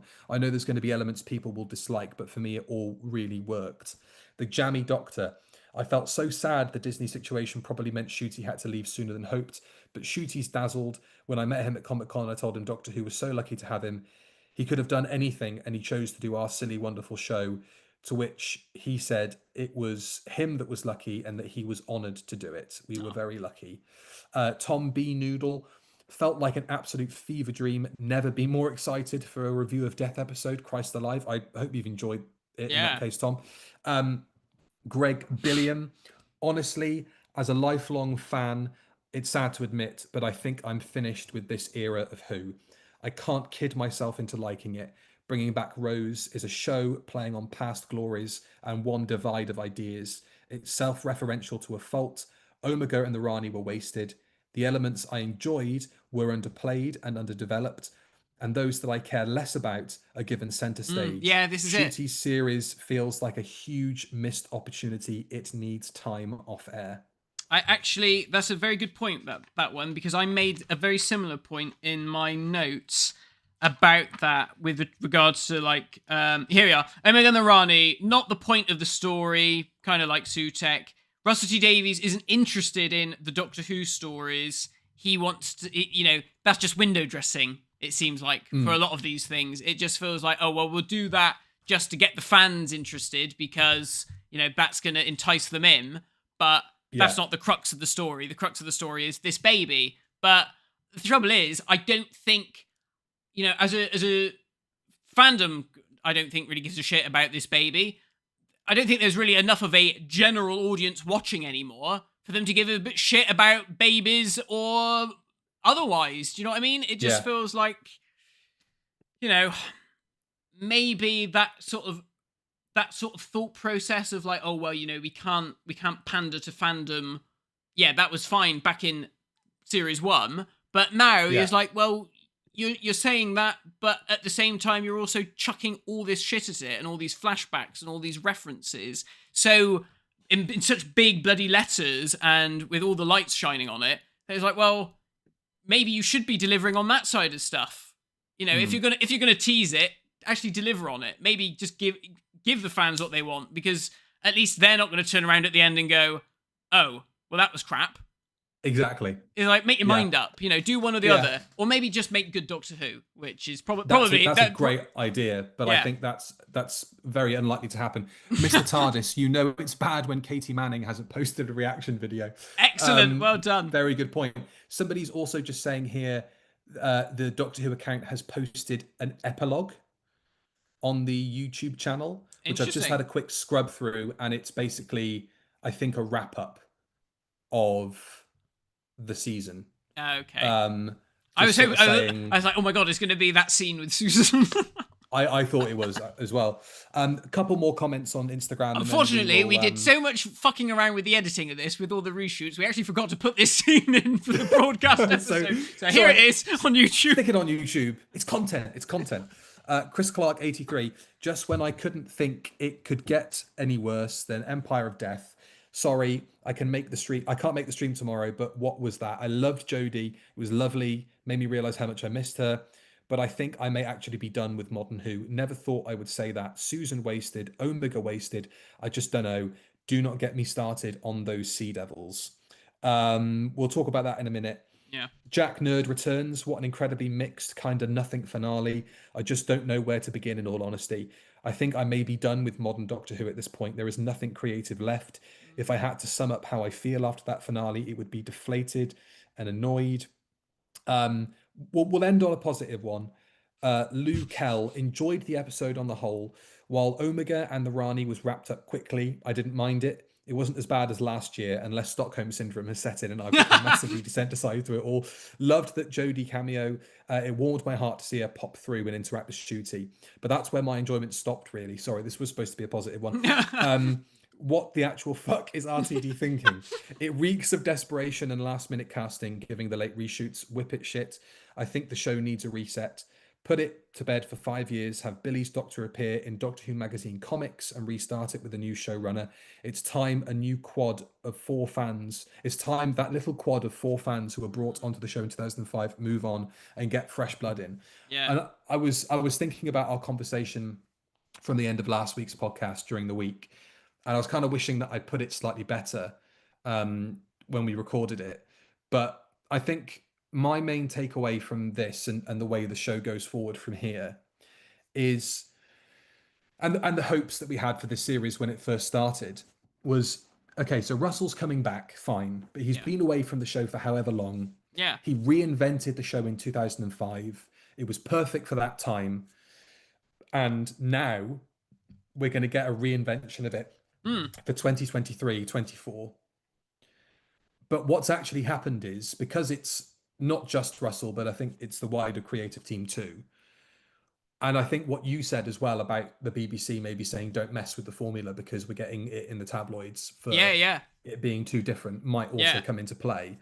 But I think that what Russell's done is he hasn't made a reinvention of the show for 2025.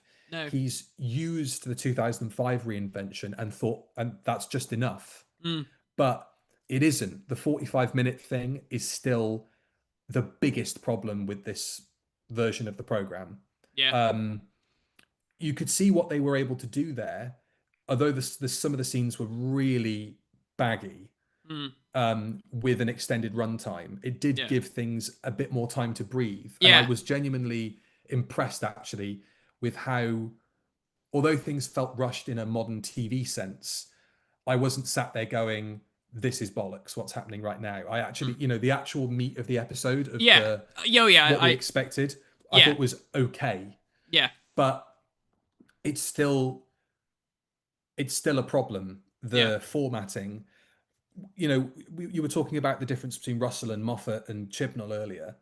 I think that there is much less of a difference or in contrast in the format and the formula between Russell and Stephen. Because fundamentally it's still a lot of the same behind the scenes people working on that show. But Chibnall is the bigger. Chris Chibnall comes along and he actually does do something different. And it may not have been to everybody's tastes, but at least it did feel different. There was a move to smaller, self-contained stories. I know that maybe in the moment for your first series finale, having Tim Shaw as the villain probably wasn't the smartest move. But at least it was a low-key affair. It wasn't the universe is collapsing and we're falling into the underverse every year. I still think that, we didn't know how good we had it with Chris Chibnall. I know that there were obviously issues with scripting, with ADR, with God knows what else. But it felt fresher and it felt like it was actually heading in the direction of what Doctor Who should be doing now. And I feel that for all the excitement we had that Russell was going to come in and revolutionize the show for a modern audience, what he's actually done is drag it back to 2005. And David coming back, it's an anniversary special, I can forgive that, fine. But now Billy coming into the picture as the Doctor is, as a lot of people have said, I think is completely creatively bankrupt. And it reeks of desperation. It feels like Doctor Who is in a coffin somewhere. Doctor Who as a program is in a coffin and it is scratching at the bloody lid to get out. But someone is just tipping soil on top of it, and it's just all the old ideas. Is like, oh, and here's Billy Piper's face. Oh, and here's David Tennant. Oh, and here's Unit, and here's Omega, and you're like, oh my god, I genuinely believe that there is a reinvention of this program out there. Someone has an idea in their head, whoever it may be, and I think they could put that on the telly and it would work. Unfortunately, that's just not what's happening now. I think it needs to be so different. I think it really needs a kick up the arse. I mean, so I saw a comment on Twitter last night, and I forget who posted it, and they just said, remember when Doctor Who was just about a guy going around in a TARDIS into having little adventures? And it's like, yeah, I miss that. I really do. It's just... It just feels like it's the Ouroboros thing. It's just eating its own tail. It's trying to stay relevant by going to people. Or remember these things that you liked. Remember this, that you used to like that. Well, here it is and again. The audience that they are not making it for, and the audience they should be going for, are going, no, I don't remember that. Because either I wasn't born, or my parents weren't born. And because you're layering all this stuff on top, like somebody was asking on, I think it was on Instagram, which episodes do I have to watch before Omega comes back next week? And, you know, Three Doctors, Arc of Infinity. But Three Doctors, Arc of Infinity, Mark of the Rani, Time of the Rani, if Susan turned up, you know, at least in An Earthly Child and the Dalek Invasion of Earth. Dimensions in Time, don't forget that. Dimensions in Time, how could I forget that? I said the other night, it would have been a much ballsier move if the flashback of the Rani from Dimensions in Time, rather than it being her in her TARDIS, it should have been her outside the Queen Vic. So people watching would have been like, what the fuck's she doing in EastEnders? What's going on? There you Just go. confusing me more. Yeah, you know, it's really hard to end, you know, a series of reviews about this series on a negative note, especially when we've got, in theory, a new Doctor. Yeah. But we have no guarantee of what form the series is going to take now.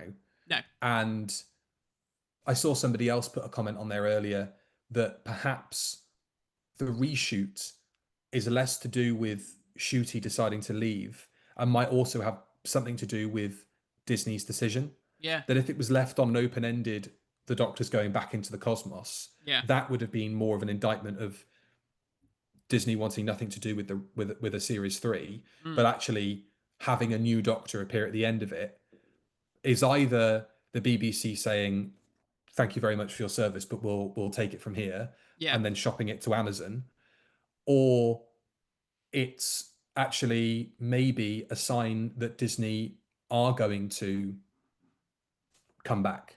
Yeah. Because, like you said earlier, this has to be tied up. Yeah. Yeah, it'll be interesting to see how soon that information comes out and how soon we get a real indication of what Doctor Who's future is. Shall we talk about the next hilarious thing that happened after Billie Piper turned up, which was the War Between the Land and the Sea trailer, which was probably the worst timing to put that on, because I think most people who had any good faith in the program probably switched the telly off by then. I don't know. I was certainly like, I don't care. I am so shocked. I'm so shocked. I think, you know, we know people there. Yeah. You're probably watching, or maybe we'll watch it on catch up or have this sent to you. Yeah. I think that was the worst thing. That's almost worse than, I mean, it's not as bad as hearing, okay, Disney aren't coming back, but it is like you're walking away from the show with more questions than answers and no firm indication that the program's going to come back. Yeah. But don't worry. Look at the fish woman he wants to shag. Yeah. And I'll be honest, I'm the worst. I'm so fucking sick of Unit after that finale, because I feel like the whole episode was either inside the TARDIS or it was in that fucking Unit set. And that's 2 years on the trot we've done. Yeah, 3 years on the trot. 3 years on the trot. The Giggle and Empire of Death, and now this, all set in Unit. I mean, they got to make the most out of that fucking set. It looks expensive. That's why they redressed it about 5 times this year. It was the Robot Revolution. Oh yeah. Room. They redressed it for the insurance team. Yeah, I mean, yeah, I'm sick of seeing it. I'm sick of seeing them. I don't care about these characters. You know, I liked Shirley and all that lot initially, but now I'm just like, oh, I just don't care. I don't care about. And it's Kate difficult to get invested. Yeah, because you're like, well, at least you would have had Yates, Benton, the Brig. Yeah.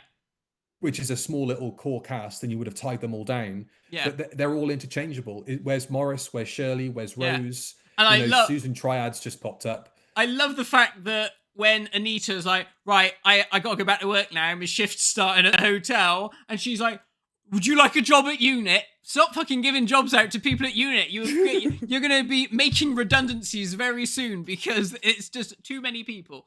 And then that was another weird thing. Susan Triad, when she was like, I'm only a year old. I was born at the TARDIS. I was like, oh, were you? Was that a thing? Is that what happened? I forgot about that. I was like, weren't you just like an actual woman that was like possessed by Sutek? The explanation was different. It wasn't quite as that was what the case was. Yeah. Because again, it was just like, you know, it was like most of the things in this story. It's like, it's not properly Yeah. explained. It's just like, this You is know? just more bollocks. More bollocks. All right, sure. You could tell me you were the reincarnation of Mary Whitehouse, and I would just go, sure, why not? Why not? Dear. Oh, wow. Alyssa. Oh, now I did well last time. Alyssa Fioravanti. Oh, well done. Said Phil Collinson joked in the Giggle commentary that the set was so expensive they needed 20 pages of Unit Tower to make it worthwhile. Yeah. Feels like they're still paying it off. Absolutely. I mean, because it has the it has like the helipad, Yeah. like part of the set on the outdoor section, and Yeah. all of that. And in a way, we're all your children. Right. Well, Abortions that for was all. Doctor Who. That was Doctor Who season 2 / series 15 / season 41. And we don't know when Doctor Who's coming back, in what form it's coming back. We do know, of course, the war between the land and the sea. We've been going so long, Jonathan's gone to mass and come back. Oh, bless you, Father. He's been absolved of his sins and he's coming back for more. Coming straight back in. Of course, we will be covering the war between the land and the sea when it comes out for our sins. Our next regular episode of the podcast will be in a couple of weeks, and that is going to be our like mess or success, which I think we've pretty much got to the bottom of now. Yeah. But yeah, and then we've got some Patreon stuff coming up as well. We've got a regeneration tier list and more commentaries and more silly stuff. And then in July, I'm going to be back in the UK, so we'll do some IRL stuff for the first time in like 2.5 years, which will be fantastic. That will be really good. One final point that I forgot to make. Now, people might say that we're just being spoil sports, but yes, not yesterday, the day before, a load of influencers were invited to the TARDIS set to do some stuff and just generally ask about. Now, my everything is shit brain immediately went, after watching that finale, I was like, oh, did they know that this episode was going to go down like a lead balloon? And they thought, why don't we curry favour with the people that are promoting this online on socials? And they're not going to say a bad word about it if we've just given them half an hour running around the TARDIS. Or my thought was like, oh, it felt like it sort of smacked a bit of that. But maybe that's just me being too much of a shit. I don't know how many of them actually talk about Doctor Who, though. I can only think of one. And yeah, that's true, actually. They're not really ones to be as critical. They're certainly not the kind of Doctor Who reviewer to say, I'd like to eat olives out of your ring, which is probably why we weren't invited. Yeah. Yeah, that was interesting. I mean, it seemed to me to just be promo because, you know, just to remind everybody Doctor Who's on tomorrow night and it's the big finale and we want as many people to watch it as possible. Yeah. I can't wait to see fact, what the figures are. Yeah, it's going to be fascinating. I have to say, I did get a DM from John, who I went to school with. We haven't spoken much since school, but he did get in touch with me and say, what did you think of that regeneration? I didn't have him down as a Doctor Who fan. I don't think he is, although he did put a great line about Martha Jones in one of his EP tracks. But I was really surprised how many people were messaging me this morning about what did you think? Yeah. Because people were watching. So I think the viewing figures are actually going to be quite good for this one. I wonder if it, I was kind of sort of thinking like, oh, is this going to be a bit of a damp squib because people didn't know for definite that he was going. And, people always sort of, when they know that the Doctor's going, people tend to tune in because they're like, oh, just to watch it. I want to see who, how they do it and who the next Doctor is or how they introduce the next Doctor. So I was a bit like, oh, I wonder if they've shot themselves in the foot not doing that. But perhaps all of the hugely mad speculation that was like on the front of newspapers and TV guides of like, will there be a regeneration? Perhaps that was enough to bring people in to check it out. One thing I will say, I fucking loved watching Doctor Who at 7:00 in the evening without knowing that it was being iPlayered first or any of that stuff. God, it was so refreshing to think, right, we need to be home for this time because Doctor Who's going to be on and we have to sit down and watch it. Yeah. Maybe not so much for you. You had to get up at fucking shit o'clock in the morning. I did have to get up at shit o'clock. Well, I was watching it at work, but yes. Which is even worse. Viewing figures. Oh, are they out? So episode 7's overnights, because we haven't got obviously the +7s. Last week's were 1.83, and last night was 2.17. 2.17. So not a huge slight increase, but a few people tuned in. Did you watch Unleashed? No, is it out? I only saw the behind the scenes on the YouTube. I didn't think Unleashed was out yet. Or did I just miss it? Well, wasn't there something about the code names? What's going on there? Production team members with code names. I don't know. Yeah, I want to watch that. I want to find out. So if anybody, it has come out macro. So what was that about? Because and also thank you for your comment about the Yogscast stuff. Cheers. Oh yes, that's very kind. Because I was talking to Ivan. I don't know if Ivan's watching this, although he's actually probably at work. So fucking get off that and concentrate on the golf. So Unleashed didn't mention Billy Piper. They didn't talk about. I guess any of the. Maybe they didn't. They probably didn't shoot any Unleashed stuff for the reshoots.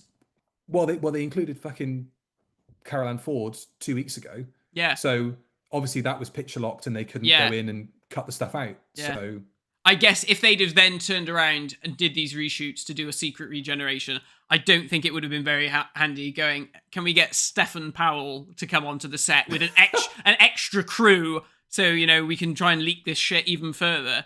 So the code names were about Jodie Whittaker. Oh, right. Okay. Petrol was Jodie's code name. Right. Okay. Interesting. And they asked the behind the scenes team what theirs would be. Barry Big Bollocks. Wow. What a thrilling episode of Unleashed that sounds like. I love all the work experience stuff that they do. I want to see the episode where we're on location today, so I'm going to have to work in the sanitary department, and we are going to put up some portaloos and give them a clean. Unfortunately, the crew have had curry for lunch. I've got my work cut out for me. Let's. Goes in with rubber gloves and a toilet brush. Right, let's wrap this up before we start getting into more poo talk. That's the whole episode. Any final words, Matt? Because we've left this on quite a bleak note, but it's hard not to with everything being up in the air. Be interesting to see what happens next. Not in terms of like a narrative standpoint, couldn't give a fuck, but just in production wise, I'm interested to see what actually happens. And I'm sure once it comes round and more stuff trickles out, I'll be more on board to see what's going on with the whole Billy Piper business. But certainly for now, initial thoughts are just like, oh dear. But hey, that was indeed something called Doctor Who. Whether or not it was Doctor Who, the jury's out, but they certainly put Doctor Who on the top of the titles, and it certainly had the music at the end. We know that it's going to be coming back in some form or another. On audio and in comic books. In periodicals. So a rating out of 10. James A, ratings out of 10. Oh my god. 2. I was going to say 3. Yeah, 2. It made Underworld look good, I thought. Because at least Underworld tried to make an actual Doctor Who story. At least that was bloody Doctor Who. At least had Tom Baker in it. Yeah, there you go. All right then. So as we said, plenty to come podcast-wise, plenty to come Patreon-wise, and the war between the land and the sea at the beginning of next year or the end of this year. Sorry, my brain. Well, Land of the Sea. That's in November. I think that's at the end of the year. I think rumor has it it's November. Okay, November. I'll say that. Do you know what? I kind of think that the biggest takeaway from this story was that it made last year's not as bad. I mean, last year's was dog shit. That's all you can hope for. But it almost made me think, well, that's almost gone up a tier just because it wasn't this one. Yeah. Anyway, there we go. Shall we call it there? I think this is the most, apart from that Rose review that we did all those years ago, this is the most I've left a Rod live stream or a Rod episode just going, well, I guess we'll see you next time. Yeah. If we can be bothered. Yeah. All this is going up on eBay. We're done. This is... Yeah. Yeah. All right then, everyone. See you soon. And we'll see what happens in the weeks to come. But, you know, we will be talking about it here. Same bat time, same bat channel. Farewell. Goodbye. Auf Wiedersehen.